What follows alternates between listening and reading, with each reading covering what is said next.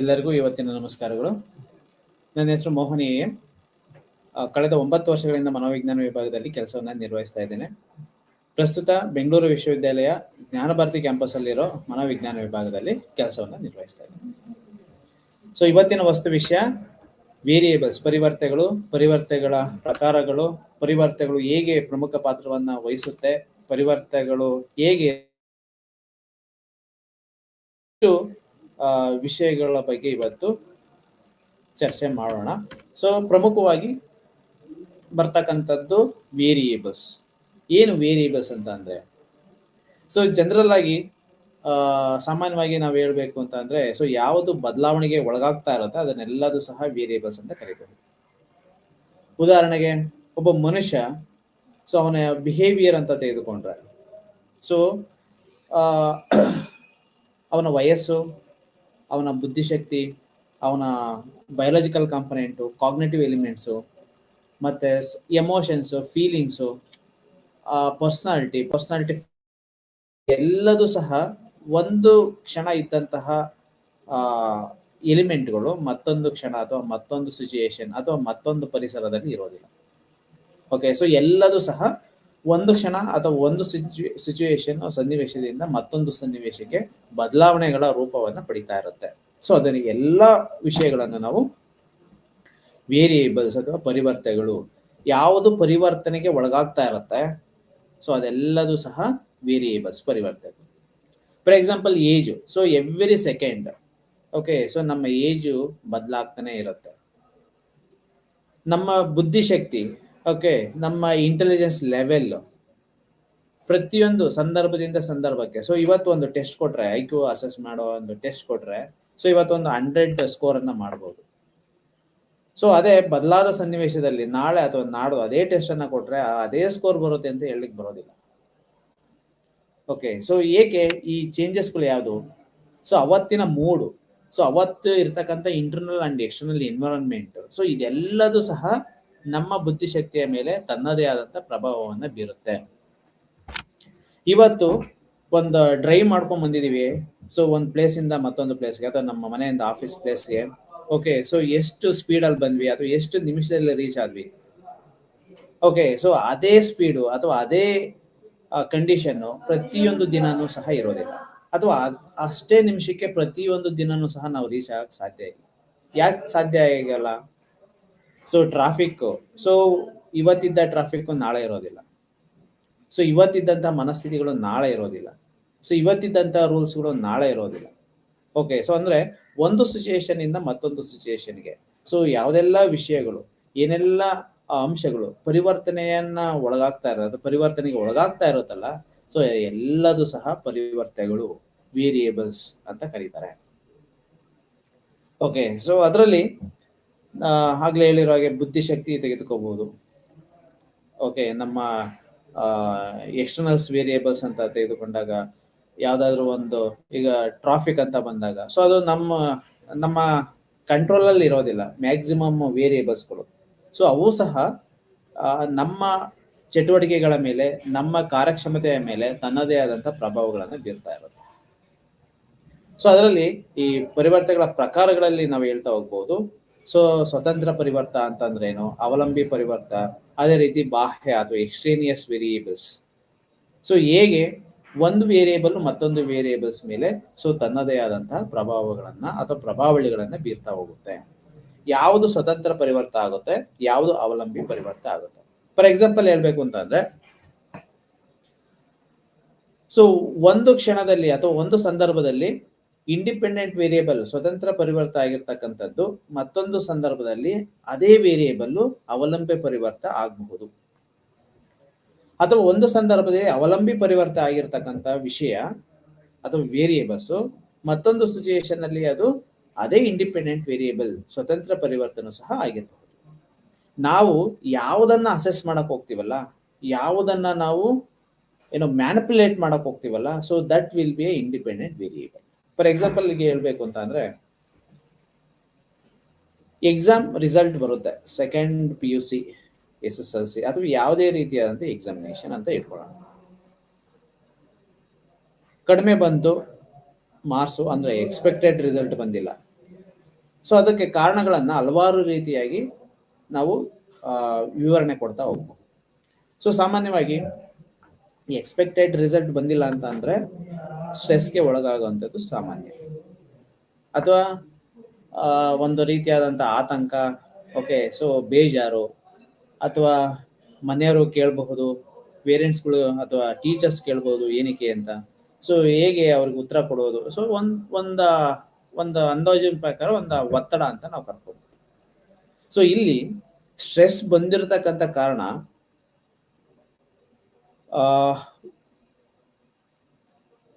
ಭಯ ಆಗಿದೆ ಅಥವಾ ಒಂದು ಸ್ಟ್ರೆಸ್ ಆಂಗ್ಸೈಟಿ ಆಗಿದೆ ಅನ್ನೋ ಕಾರಣಕ್ಕೆ ಸೊ ಪರ್ಫಾರ್ಮೆನ್ಸ್ ಮಾಡಕ್ ಆಗ್ಲಿಲ್ಲ, ರಿಸಲ್ಟ್ ಕಡಿಮೆ ಬಂದಿದೆ. ಇದು ಒಂದು ರೀತಿಯಾದಂಥ ಅನಾಲಿಸಿಸ್. ಸೊ ಇನ್ನೊಂದು ಅನಾಲಿಸಿಸ್, ಓಕೆ ರಿಸಲ್ಟ್ ಬಂದಿದೆ, ಎಕ್ಸ್ಪೆಕ್ಟೆಡ್ ರಿಸಲ್ಟ್ ಬಂದಿಲ್ಲ. ಸೊ ಯಾವಾಗ ಅನ್ಎಕ್ಸ್ಪೆಕ್ಟೆಡ್ ರಿಸಲ್ಟ್ ಬಂತು, ಸೊ ಆ ಕಾರಣದಿಂದಾಗಿ ಸ್ಟ್ರೆಸ್ಗೆ ಅಥವಾ ಒತ್ತಡಕ್ಕೆ ಒಳಗಾಗಿದ್ದಾನೆ. ಸೊ ಇಲ್ಲಿ ಒತ್ತಡ ಅಥವಾ ಸ್ಟ್ರೆಸ್ ಅಂತ ಏನ್ ಕರಿಬಹುದು, ಸೊ ಕಾಮನ್ ಫ್ಯಾಕ್ಟರ್ಸ್, ಆದ್ರೆ ರೀಸನ್ಸ್ಗಳು ಬೇರೆ ಬೇರೆ ಆಗಿರ್ಬೋದು. ಓಕೆ, ಒಂದು ನಾವು ಪರ್ಫಾರ್ಮೆನ್ಸ್ ಚೆನ್ನಾಗಿ ಮಾಡಲಿಲ್ಲ ಅನ್ನೋ ಕಾರಣಕ್ಕೆ, ಅಥವಾ ಸ್ಟ್ರೆಸ್ಗೆ ಎಕ್ಸಾಮ್ ಹತ್ರ ಬಂತಲ್ಲ ಅನ್ನೋ ಕಾರಣಕ್ಕೆ ಒತ್ತಡ ಆಗಿರ್ಬೋದು. ಆ ಒತ್ತಡದ ಕಾರಣದಿಂದಾಗಿ ಪರ್ಫಾರ್ಮೆನ್ಸ್ ಕಡಿಮೆ ಆಗಿರ್ಬೋದು. ಓಕೆ, ಅಂದ್ರೆ ಭಯ ಜಾಸ್ತಿ ಆದಾಗ ಪರ್ಫಾರ್ಮೆನ್ಸ್ ಅಥವಾ ಮರ್ತೋಗುವಂಥದ್ದು, ಅಥವಾ ಜಾಸ್ತಿ ಇನ್ಫಾರ್ಮೇಶನ್ ಬರೆಯದಲ್ಲೇ ಇರ್ತಕ್ಕಂಥದ್ದು, ಅಥವಾ ಯಾವ ರೀತಿ ಪ್ರೆಸೆಂಟ್ ಮಾಡಬೇಕು ಆ ರೀತಿ ಪ್ರಾಪರ್ ಆಗಿ ಪ್ರೆಸೆಂಟ್ ಮಾಡಕ್ ಆಗದಲ್ಲೇ ಇರೋ ಅಂಥದ್ದು. ಸೊ ಇವೆಲ್ಲದೂ ಸಹ ಕಾರಣ ಆಗ್ಬೋದು. ಸೊ ಇವೆಲ್ಲವೂ ಏನು, ಪ್ರೆಷರ್, ಒತ್ತಡ. ಸೊ ಈ ಒತ್ತಡದ ಕಾರಣದಿಂದಾಗಿ ನಮ್ಮ ಪರ್ಫಾರ್ಮೆನ್ಸ್ ಕಡಿಮೆ ಆಗುತ್ತೆ, ಒಂದು ಕಾರಣ. ಆದ್ರೆ ಅದೇ ರೀತಿ ಸೊ ಯಾವಾಗ ಪರ್ಫಾರ್ಮೆನ್ಸ್ ಕಡಿಮೆ ಆಯಿತು, ಯಾವಾಗ ರಿಸಲ್ಟ್ ಡೌನ್ ಆಯಿತು, ಸೊ ಆ ಕಾರಣದಿಂದಾಗಿ ಬರ್ತಕ್ಕಂಥದ್ದು ಒತ್ತಡ. ಸೊ ಇಲ್ಲಿ ಈ ಒತ್ತಡ ಅಂತಕ್ಕಂಥದ್ದು ಎರಡು ಬೇರೆ ಬೇರೆ ಅಥವಾ ಬದಲಾದ ಸಂದರ್ಭದಲ್ಲಿ ಅದರದೇ ಆದಂತಹ ಕೆಲವೊಂದು ಮಹತ್ವಗಳನ್ನ ಪಡ್ಕೊಳ್ತಾ ಹೋಗುತ್ತೆ. ಸೊ ಒಂದು ಇಂಡಿಪೆಂಡೆಂಟ್ ವೇರಿಯೇಬಲ್ ಆದ್ರೆ, ಸೊ ಅಂದ್ರೆ ಸ್ಟ್ರೆಸ್ನಿಂದಾಗಿ ಪರ್ಫಾರ್ಮೆನ್ಸ್ ಕಡಿಮೆ ಆಗುವಂಥದ್ದು. ಸೊ ಅಲ್ಲಿ ಇಂಡಿಪೆಂಡೆಂಟ್ ವೇರಿಯೇಬಲ್ ಸ್ಟ್ರೆಸ್ ಆಗುತ್ತೆ, ಡಿಪೆಂಡೆಂಟ್ ವೇರಿಯೇಬಲ್ ಪರ್ಫಾರ್ಮೆನ್ಸ್ ಆಗುತ್ತೆ. ಸೊ ಇನ್ನೊಂದು, ಯಾವಾಗ ರಿಸಲ್ಟ್ ಕಡಿಮೆ ಬಂತು, ಸೊ ರಿಸಲ್ಟ್ ಕಮ್ಮಿ ಬಂದ ಕಾರಣದಿಂದಾಗಿ ಸ್ಟ್ರೆಸ್ ಒಳಗಾಗುವಂಥದ್ದು. ಸೊ ಅಲ್ಲಿ ರಿಸಲ್ಟ್ ಇಂಡಿಪೆಂಡೆಂಟ್ ವೇರಿಯೇಬಲ್ ಆಗುತ್ತೆ, ಸ್ಟ್ರೆಸ್ ಡಿಪೆಂಡೆಂಟ್ ವೇರಿಯೇಬಲ್ ಆಗುತ್ತೆ. ಓಕೆ, ಸೊ ಅಂದ್ರೆ ನಾವು ಪರಿವರ್ತನೆಗಳು ಸೊ ಒಂದು ಕ್ಷಣದಲ್ಲಿ ಅಥವಾ ಒಂದು ಸಂದರ್ಭದಲ್ಲಿ ಸನ್ನಿವೇಶದಲ್ಲಿ ಇಂಡಿಪೆಂಡೆಂಟ್ ವೇರಿಯೇಬಲ್ ಆಗಿದ್ದಂಥದ್ದು ಮತ್ತೊಂದು ಅಥವಾ ಬದಲಾದ ಸಂದರ್ಭದಲ್ಲಿ ಅದು ಡಿಪೆಂಡೆಂಟ್ ವೇರಿಯೇಬಲ್ ಸಹ ಆಗಬಹುದು. ಸೊ ಅದನ್ನೇ ಪರಿವರ್ತ ಅಂತ ಕರೆಯೋದು. ಸೊ ಅದು ಯಾವಾಗಲೂ ಕಾನ್ಸ್ಟೆಂಟ್ ಸಂದರ್ಭಕ್ಕೆ ಹೋದ್ರೆ ನೋಡುವಂತ ಅಥವಾ ನಾವು ಅದನ್ನ ಪರ್ಸೀವ್ ಮಾಡುವಂತಹ ದೃಷ್ಟಿಕೋನಗಳು ಬದಲಾಗಬಹುದು. ಓಕೆ, ಸೊ ಕೆಲವರಿಗೆ ಒಂದು ರೀತಿಯಾದಂತಹ, ಅಂದ್ರೆ ಎಲ್ಲಾ ಸಂದರ್ಭಗಳು ಒಂದಲ್ಲ, ಕೆಲವೊಂದು ಸಂದರ್ಭದಲ್ಲಿ ಕೆಲವೊಂದು ಸನ್ನಿವೇಶಗಳು ಆ ರೀತಿಯಾದಂತಹ ಕ್ರಿಯೇಟ್ ಮಾಡಬಹುದು. ಸೊ ಅಂತಹ ವೇರಿಯೇಬಲ್ಸ್ಗಳು ಸಹ ಈ ಪರಿವರ್ತನೆಗಳ ಅಂಡರ್ ಅಲ್ಲಿ ಬರ್ತಾ ಹೋಗುತ್ತೆ. ಓಕೆ, ಸೊ ಒಟ್ಟಾರೆಯಾಗಿ ಪರಿವರ್ತನೆಗಳು ಅಥವಾ ವೇರಿಯೇಬಲ್ಸ್ ಅಂತ ನಾವು ಕರಿಬೇಕು ಅಂತಂದ್ರೆ ಯಾವುದು ಸಾಮಾನ್ಯವಾದಂತಹ ಬದಲಾವಣೆಗೆ ಒಳಗಾಗುತ್ತೆ, ಸೊ ಅದನ್ನ ನಾವು ಪರಿವರ್ತನೆಗಳು ಅಂತ ಕರಿಬಹುದು. ಆ ಪರಿವರ್ತನೆಗಳು ಪ್ರಕಾರದಲ್ಲಿ ನೋಡ್ತಾ ಹೋಗೋಣ. ಅದು ಯಾವ ರೀತಿ ಸ್ವತಂತ್ರವಾಗಿರುತ್ತೆ, ಸ್ವತಂತ್ರ ಪರಿವರ್ತನೆ ಅಂತಂದ್ರೆ ಏನು, ಅವಲಂಬಿ ಪರಿವರ್ತನೆಗಳು ಯಾವುದು, ಅವಲಂಬಿ ಪರಿವರ್ತನೆ ಅಂತ ಅಂದ್ರೆ ಯಾವುದರ ಮೇಲೆ ಅದು ನಿಂತಿರುತ್ತೆ. ಓಕೆ, ಸ್ವತಂತ್ರ ಪರಿವರ್ತ. ಸೊ ಸ್ವತಂತ್ರ ಪರಿವರ್ತ, ಇಂಡಿಪೆಂಡೆಂಟ್ ವೇರಿಯೇಬಲ್ಸ್. ಸೊ ಅದಕ್ಕೂ ಮುಂಚೆ ಈ ಪರಿವರ್ತನೆಗಳನ್ನ ಕಳೆದ ತರಗತಿನಲ್ಲಿ ರಿಸರ್ಚ್ ಪ್ರಾಬ್ಲಮ್ನ ಬಗ್ಗೆ ಸುದೀರ್ಘವಾದಂಥ ಚರ್ಚೆ ಆಯಿತು. Research problem is nothing but variable. Initial stage ಅಲ್ಲಿ ಒಂದು ಪ್ರಾಬ್ಲಮ್ ಅಂತ ಕಳಿಸ್ಕೊಳ್ಳುವಂಥದ್ದು, ಅದು ಒಂದು ಸಿಸ್ಟಮೆಟಿಕ್ ವೇನಲ್ಲಿ ಅಂತಹ ಒಂದು ಪ್ರಾಬ್ಲಮ್ ಅನ್ನ ನಾವು ಫ್ರೇಮ್ ಮಾಡ್ತೀವಿ. ಅದು ಮೆಜರಬಲ್ ಪ್ರಾಬ್ಲಮ್ಸ್ ರೀತಿಯಾಗಿ ಅಥವಾ ವೇರಿಯೇಬಲ್ಸ್ ರೀತಿಯಾಗಿ ಕನ್ವರ್ಟ್ ಆಗ್ತಾ ಹೋಗುತ್ತೆ. ಅಥವಾ ರಿಸರ್ಚ್ಗೆ ಯಾವ ರೀತಿಯಾಗಿ ಬೇಕೋ ಸೊ ಆ ರೀತಿಯಾದಂತಹ ಪ್ರಾಬ್ಲಮ್ ಆಗಿ ಅಥವಾ ಒಂದು ಸಮಸ್ಯೆಯಾಗಿ ನಾವು ಅದನ್ನ ಫ್ರೇಮ್ ಮಾಡ್ತಾ ಹೋಗ್ತೀವಿ. ಅದನ್ನ ಆ ರೀತಿಯಾಗಿ ನಾವು ನೋಡ್ತಾ ಹೋಗ್ತೀವಿ. ಸೊ ಒಮ್ಮೆ ಅದು ಪ್ರಾಬ್ಲಮ್ ಅಂತ ಅನ್ನಿಸ್ಕೊಂಡ ನಂತರ ಅಥವಾ ಯಾವುದನ್ನ ನಾವು ಅಸೆಸ್ ಮಾಡಬೇಕು ಅಂತ ನಾವು ಡಿಸೈಡ್ ಮಾಡಿದ ನಂತರ ಟೆಕ್ನಿಕಲಿ ಅದು ವೇರಿಯೇಬಲ್ ಆಗುತ್ತೆ. ಸೊ ರಿಸರ್ಚ್ನ ಒಂದು ಡೆಫಿನೇಷನ್, ಒಂದು ವ್ಯಾಖ್ಯಾನದ ಪ್ರಕಾರ ಏನು ಸಮಸ್ಯೆಗಳಿರುತ್ತೆ ಆ ಸಮಸ್ಯೆಗಳೇ ಪರಿವರ್ತಕಗಳು.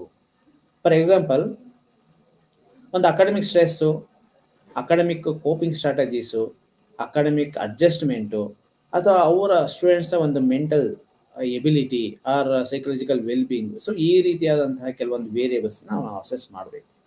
ಏನಕ್ಕೆ ಅಸೆಸ್ ಮಾಡಬೇಕು? ಸೊ ಅವ್ರದ್ದು ಪರ್ಫಾರ್ಮೆನ್ಸ್ ಕಡಿಮೆ ಆಗುತ್ತೆ. ಸೊ ಈಗ for example engineering, medical college ಸ್ಟೂಡೆಂಟ್ಸ್ಗಳಲ್ಲೆಲ್ಲ ತುಂಬ ಪ್ರೆಷರ್ ಆಗಿರ್ತಾರೆ. ಸೊ ಎಷ್ಟು ಪ್ರೆಷರ್ಸು ಬರ್ತಾ ಹೋಗುತ್ತೆ, ಎಷ್ಟು ಸ್ಟ್ರೆಸ್ ಲೆವೆಲ್ ಇರಬಹುದು, ಸೊ ಯಾವಾಗ ಸ್ಟ್ರೆಸ್ ಜಾಸ್ತಿ ಆಗ್ಬೋದು, ಅಂತಹ ಸ್ಟ್ರೆಸ್ ಜಾಸ್ತಿ ಆದಾಗ ಯಾವ ರೀತಿಯಾದಂಥ ಕೋಪಿಂಗ್ ಸ್ಟ್ರಾಟಜೀಸ್ಗಳನ್ನು ಯೂಸ್ ಮಾಡ್ತಾರೆ, ಅವರಲ್ಲಿರ್ತಕ್ಕಂಥ ಅಕಾಡೆಮಿಕ್ ಅಡ್ಜಸ್ಟ್ಮೆಂಟ್ಗಳು ಏನು. ಸೊ ಇದನ್ನೆಲ್ಲ ನಾವು ಅಸೆಸ್ ಮಾಡಬೇಕು ಅಂತಂದರೆ, ಸೊ ಇವೇ ಸಂಶೋಧನೆಯ ಸಮಸ್ಯೆಗಳಾಗಿ ಮಾರ್ಪಡ್ತವೆ, ರೂಪುಗೊಳ್ತವೆ. ಅಂದರೆ ಯಾವುದು? Stress, coping mechanism, academic adjustment ಮತ್ತು ಸೈಕಾಲಜಿಕಲ್ ವೆಲ್ಬೀಯಿಂಗ್. ಸೊ ಈ ಸಮಸ್ಯೆಗಳನ್ನೇ ನಾವು ವೇರಿಯೇಬಲ್ ಆಗಿ ಕನ್ವರ್ಟ್ ಮಾಡ್ತಾ ಹೋಗ್ತೀವಿ. ಅಂದರೆ ಯಾವುದು ಸ್ಟ್ರೆಸ್ಸನ್ನು ಅಸೆಸ್ ಮಾಡುತ್ತೆ ಆ ಸ್ಟ್ರೆಸ್ ಸ್ಕೇಲನ್ನು ತೆಗೆದುಕೊಳ್ತೀವಿ as a variable. Coping mechanisms assess ಮಾಡುವಂಥ ಟೂಲ್ಸ್ ಯಾವುದಿದೆ ಅದನ್ನು ನಾವು ತೆಗೆದುಕೊಳ್ತೀವಿ. ಸೊ ಅದು ಒಂದು ಕ್ಷಣದಲ್ಲಿ ಇರ್ತಕ್ಕಂಥ ಕೋಪಿಂಗ್ ಮೆಕ್ಯಾನಿಸಮ್ ಮತ್ತೊಂದು ಕ್ಷಣದಲ್ಲಿ ಸೊ ಏನು ಬದಲಾಗ್ತಾ ಹೋಗುತ್ತೆ, ಸೊ ಅದೆಲ್ಲ ಮೆಜರಬಲ್ ವೇರಿಯೇಬಲ್ಸ್ಗಳಾಗಿ ಕನ್ವರ್ಟ್ ಆಗ್ತಾ ಹೋಗುತ್ತೆ ಇನ್ ಟರ್ಮ್ಸ್ ಆಫ್ ರಿಸರ್ಚ್ ಆಸ್ಪೆಕ್ಟ್ಗಳಲ್ಲಿ. ಓಕೆ, ಸೊ ವೇರಿಯೇಬಲ್ಸ್ ಅಂತಂದರೆ ಇನ್ನೇನು ಅಲ್ಲ, ರಿಸರ್ಚ್ ವೇರಿಯೇಬಲ್ಸ್ಗಳೇ ಈ ರಿಸರ್ಚ್ ಪ್ರಾಬ್ಲಮ್ಸ್ಗಳು. ಟೆಕ್ನಿಕಲಿ ಅದನ್ನು ವೇರಿಯೇಬಲ್ಸ್ ಅಂತ ಕರೀತಾರೆ. ಓಕೆ, ಸೊ ಇಲ್ಲಿ ಸ್ವತಂತ್ರ ಪರಿವರ್ತ ಅದರ ಡೆಫಿನೇಷನ್ಸನ್ನು ನಾವು ನೋಡೋದಾದರೆ, ಸ್ವತಂತ್ರ ಪರಿವರ್ತವನ್ನು ಅವಲಂಬಿ ಪರಿವರ್ತಗಳೊಡನೆ ಇರುವ ಸಂಬಂಧವನ್ನು ಅಭ್ಯಸಿಸಲು ಯೂಶಲಿ ನಾವು ಇದನ್ನು ತೆಗೆದುಕೊಳ್ತೇವೆ. ಅಂದರೆ ಒಂದು ಇನ್ನೊಂದಕ್ಕೆ ಸಂಬಂಧ ಇರುತ್ತೆ. ಆ ಸಂಬಂಧ ಪಾಸಿಟಿವ್ ಆಗಿರುತ್ತಾ, ನೆಗೆಟಿವ್ ಆಗಿರುತ್ತಾ, ಇದ್ರದ್ದು ಇಂಪ್ಯಾಕ್ಟ್ ಏನು, ಸೊ ಇದ್ರದ್ದು ಸ್ಟ್ರೆಂತ್ ಏನು, ಇದ್ರದ್ದು ವೀಕ್ನೆಸ್ ಏನು, ಸೊ ಇದರಿಂದ ಇನ್ಯಾವ ವೇರಿಯೇಬಲ್ಸು ಇನ್ಫ್ಲೂಯೆನ್ಸ್ ಆಗುತ್ತೆ ಅಥವಾ ವೇರಿಯೇಟ್ ಆಗುತ್ತೆ. ಸೊ ಇದನ್ನೆಲ್ಲ ಅಸೆಸ್ ಮಾಡಬೇಕು ಅಂತ ಅಂದರೆ, ಸೊ ಅದನ್ನು ಒಂದು ವೇರಿಯೇಬಲ್ ಆಗಿ ನಾವು ಕನ್ಸಿಡರ್ ಮಾಡ್ತೀವಿ. ಅಂದರೆ ಯಾವುದನ್ನು ನಾವು ಅಭ್ಯಸಿಸಲು ಹೊರಡ್ತೀವಿ, ಸೊ ಅದು ಇಂಡಿಪೆಂಡೆಂಟ್ ವೇರಿಯೇಬಲ್. ಫಾರ್ ಎಕ್ಸಾಂಪಲ್, ನಮ್ಮ ಇಂಟೆಲೆಕ್ಚುಯಲ್ ಲೆವೆಲ್ಸನ್ನು ಅಸೆಸ್ ಮಾಡಬೇಕು. ಸೊ ಇಂಟೆಲೆಕ್ಚುಯಲ್ ಲೆವೆಲ್ಸಿಂದ ನಮ್ಮ ಅಕಾಡೆಮಿಕ್ ಪರ್ಫಾರ್ಮೆನ್ಸ್ ಏನಾದರೂ ಬದಲಾಗುತ್ತಾ ಅನ್ನೋದೊಂದು ಸಮಸ್ಯೆ, ಅಥವಾ ಅದನ್ನೊಂದು ವೇರಿಯಂಟ್ ಆಗಿ ನಾವು ನೋಡಬೇಕು. ಸೊ ಎಲ್ಲರೂ ಸ್ಕೂಲಲ್ಲಿ ಇರ್ತಕ್ಕಂಥ ಎಲ್ಲ ವಿದ್ಯಾರ್ಥಿಗಳು ಒಂದೇ ರೀತಿಯಾದಂಥ ಅಂಕಗಳನ್ನು ಪಡಿತಾ ಇಲ್ಲ. ಕಾರಣಗಳೇನು? ಅವ್ರ ಇಂಟೆಲೆಕ್ಚುಯಲ್ ಲೆವೆಲ್ಲು ಬೇರೆ ಬೇರೆ ಆಗಿರಬಹುದು.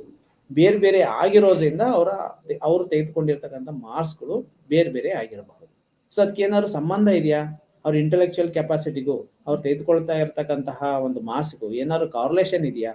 ನೋಡ್ಬೇಕಲ್ಲ. ಅದನ್ನ ನೋಡ್ಬೇಕು ಅಂತಂದ್ರೆ ಅದು ವೈಜ್ಞಾನಿಕವಾದಂಥ ಒಂದು ಪ್ರೊಸೀಜರ್ಸ್ ಮುಖಾಂತರ ಒಂದು ಏನೋ ಸೈಂಟಿಫಿಕ್ ಅಪ್ರೋಚ್ ಮುಖಾಂತರ ಅದು ಮ್ಯಾನಿಪುಲೇಟ್ ಆಗಬೇಕು. ಓಕೆ, ಸೊ ಅದು ಟೆಸ್ಟ್ಗೆ ಒಳಗಾಗಬೇಕು, ಮೌಲ್ಯಮಾಪನಕ್ಕೆ ಒಳಗಾಗಬೇಕು. ಸೊ ನಂತರದಲ್ಲೇ ಅದನ್ನು yes there is a positive correlation between academic intelligence as well as academic performance ಅಂತ ಹೇಳಲಿಕ್ಕೆ ಸಾಧ್ಯ ಆಗುತ್ತೆ. ಸೊ ಅದು ಮಾಡಬೇಕು ಅಂತಂದರೆ so as a independent variable ಆಗಿ ಅಕಾಡೆಮಿಕ್ ಇಂಟೆಲಿಜೆನ್ಸನ್ನು ತೆಗೆದುಕೋಬೇಕಾಗುತ್ತೆ. ಓಕೆ, ಸೊ ಏನನ್ನು ಅಸೆಸ್ ಮಾಡ್ತಾ ಇದ್ದೀವಿ ಇಲ್ಲಿ? Academic intelligence. ಸೊ ನಮ್ಮ ಉದ್ದೇಶ ಏನು? ಅದಕ್ಕೆ ಒಂದು ಹೈಪೋಥಿಸಿಸ್ ಹಾಕೊಳ್ತೀವಿ, ಅದಕ್ಕೊಂದು ಆಬ್ಜೆಕ್ಟಿವ್ಸ್ ಹಾಕೊಳ್ತೀವಿ, ಸೊ ಅದಕ್ಕೊಂದು ಟೂಲ್ಸನ್ನು ತೆಗೆದುಕೊಳ್ತೀವಿ. ಎಕ್ಸ್ಪೆಕ್ಟೆಡ್ ರಿಸಲ್ಟ್ ಈ ರೀತಿಯಾಗಿ ಬರ್ಬೋದು ಅನ್ನೋದು ಒಂದು ಅಸಂಪ್ಷನ್ಸ್ ಇರುತ್ತೆ. ಸೊ ಅದ್ರ ಮುಖಾಂತರ ಒಂದು ಸಿಸ್ಟಮೆಟಿಕ್ ಪ್ರೊಸೀಜರ್ನ ಫಾಲೋ ಮಾಡ್ತೀವಿ. ಸೊ ಇದೇ ರಿಸರ್ಚ್. ಸೊ ಏನು ಬರ್ಬೋದು? ವಿದ್ಯಾರ್ಥಿಗಳ ಅಕಾಡೆಮಿಕ್ ಇಂಟೆಲಿಜೆನ್ಸ್ ಇಷ್ಟು ಇರಬಹುದು. ಓಕೆ, ಸೊ ಇಷ್ಟು ಇದ್ರೆ ಅವರ ಪರ್ಫಾರ್ಮೆನ್ಸು ಈ ರೀತಿಯಾದಂಥ ವೇರಿಯೇಷನ್ಸನ್ನು ಪಡ್ಕೊಳ್ಳುತ್ತೆ. ಒಂದು ಆವರೇಜ್ ಆಗಿದ್ರೆ ಸೊ ಮಾರ್ಕ್ಸು ಸಹ ಒಂದು ಆವರೇಜ್ ಆಗಿರಬಹುದು. ಅಕಾಡೆಮಿಕ್ ಇಂಟೆಲಿಜೆನ್ಸ್ ಒಂದು ಸ್ವಲ್ಪ ಜಾಸ್ತಿ ಆಗ್ತಾ ಹೋದ್ರೆ ಸೊ ಅವ್ರದ್ದು ಪರ್ಫಾರ್ಮೆನ್ಸು ಸಹ, ಅಂದರೆ ಅವ್ರು ತೆಗೆದುಕೊಳ್ಳುವಂಥ ಮಾರ್ಕ್ಸು ಸಹ ಈ ಪರ್ಸೆಂಟೇಜಲ್ಲಿ ಜಾಸ್ತಿ ಆಗ್ತಾ ಹೋಗುತ್ತೆ, ಒಂದು ಅಸಂಪ್ಷನ್. ಸೊ ಯಾರು ಕಡಿಮೆ ಬಂದಿರ್ತಾರೆ ಇಂಟೆಲಿಜೆನ್ಸು, ಅದು ಯಾರು ಇಂಟೆಲಿಜೆನ್ಸ್ ಲೆವೆಲ್ ಹೆಚ್ಚಿಗೆ ಇರ್ತಾರೆ, ಸೊ ಅಂಥವ್ರನ್ನೇ ಸೆಲೆಕ್ಟ್ ಮಾಡಿಕೊಂಡು ಸೊ ಅವರ ಪರ್ಫಾರ್ಮೆನ್ಸನ್ನು ನಾವು ತಾಳೆ ಮಾಡ್ತಾ ಹೋದಾಗ ಸೊ ಅಲ್ಲಿ ಏನಾದರೂ ಸಂಬಂಧ ಇದೆಯಾ, ಕಾರ್ಲೇಷನ್ಸ್ ಉಂಟಾಗಿದೆಯಾ? ಸೊ ಕಡಿಮೆ ಇರ್ತಕ್ಕಂಥವ್ರಲ್ಲಿ IQ-ನಲ್ಲಿ ಕಡಿಮೆ ಮಾರ್ಕ್ಸ್ಗಳು ಇದೆಯಾ ಅಥವಾ ಜಾಸ್ತಿ ಇದೆಯಾ? ಸೊ ವೇರಿಯೇಟ್ ಇದ್ರೆ ಎಷ್ಟು ಪರ್ಸೆಂಟೇಜ್ ವೇರಿಯಂಟ್ ಇದೆ? ಅವರೇಜ್ ಇರ್ತಕ್ಕಂಥ intelligence, so average level performance ಇದೆಯಾ ಅಥವಾ ಸಂಬಂಧ ಇದೆಯಾ? ಓಕೆ, ಸೊ ಅದೇ ರೀತಿಯಾದಂಥ ಐ ಲೆವೆಲ್ ಇಂಟೆಲಿಜೆನ್ಸ್ ಇರ್ತಕ್ಕಂಥವ್ರು ಐ ಲೆವೆಲ್ ಪರ್ಫಾರ್ಮೆನ್ಸ್ ಇದೆಯಾ?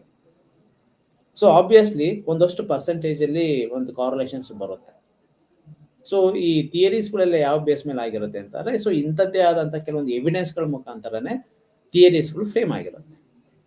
ಸೊ ಏನ್ ಥಿಯರೀಸ್ ಹೇಳಿರುತ್ತೆ, ಸೊ ಆಲ್ಮೋಸ್ಟ್ ಅಲ್ಲೇ ಸೊ ಇದೇ ರೀತಿಯಾಗಿ ಇರಬೇಕು ಡೇಟಾ ಅಂತ ಏನಿಲ್ಲ. ಬದಲಾದ ಸಂದರ್ಭಗಳಲ್ಲಿ ಏನೋ ನಾವು ತೆಗೆದುಕೊಳ್ಳುವ ಅಥವಾ ಎಕ್ಸ್ಪೆಕ್ಟೆಡ್ ರಿಸಲ್ಟ್ಗಳು ವೇರಿಯೇಷನ್ಸ್ ಆಗುವಂಥ ಸಂದರ್ಭಗಳು ತುಂಬಾ ಹೆಚ್ಚು. ಅದಕ್ಕೆ ಜಸ್ಟಿಫಿಕೇಶನ್ ನಂತರದಲ್ಲಿ ನಾವು ಕೊಡ್ಕೋಬಹುದು. ಬಟ್ ಬಿಗಿನಿಂಗ್ ಒಂದು ಥಿಯರಿ ಇರಬೇಕು, ಒಂದು ಲಾಜಿಕ್ ಇರಬೇಕು. ಆ ಲಾಜಿಕ್ನ ನಾವು ಚೇಂಜ್ ಮಾಡ್ತಾ ಹೋಗ್ಬೇಕು.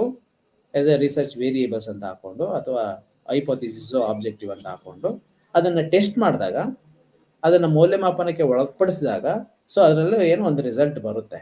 S, there is a significant correlation between this variable and this variable ಅಂತ, ಅಂದ್ರೆ academic intelligence as well as academic performance ಅಂತ. ಸೊ ಅದು ಪ್ರೂವ್ ಆಗುತ್ತೆ.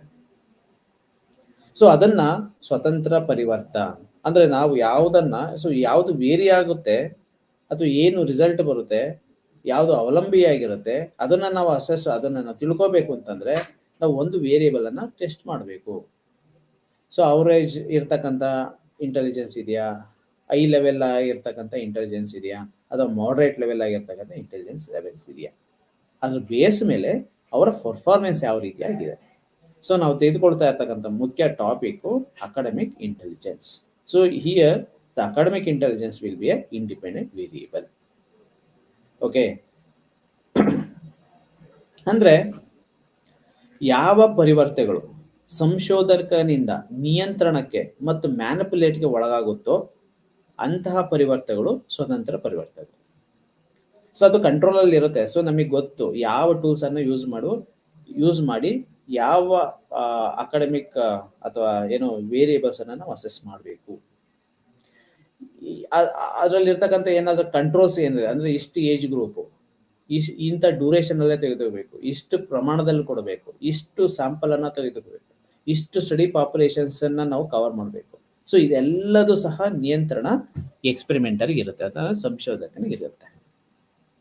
ಸೊ ಅದನ್ನ ನಾವು ಮ್ಯಾನಿಪುಲೇಟ್ಗೆ ಒಳಗು ಮಾಡ್ತೀವಿ, ಆ ಡೇಟಾವನ್ನ ನಾವು ಕಲೆಕ್ಟ್ ಮಾಡ್ಕೊಳ್ತೀವಿ. ಸೊ ಅದಕ್ಕೊಂದು ಪ್ರೊಸೀಜರ್ ಅಂತ ನಾವು ಫಾಲೋ ಮಾಡ್ತೀವಿ. ಸೊ ಫಾಲೋ ಮಾಡೋದಕ್ಕೂ ಮುಂಚೆ ಒಂದು ಫ್ರೇಮ್ ಮಾಡ್ತೀವಿ. ಅಂದ್ರೆ ಅದಕ್ಕೆ ಆದಂಥ ಒಂದು hypothesis, objectives, tools, inclusive criteria, exclusive criteria.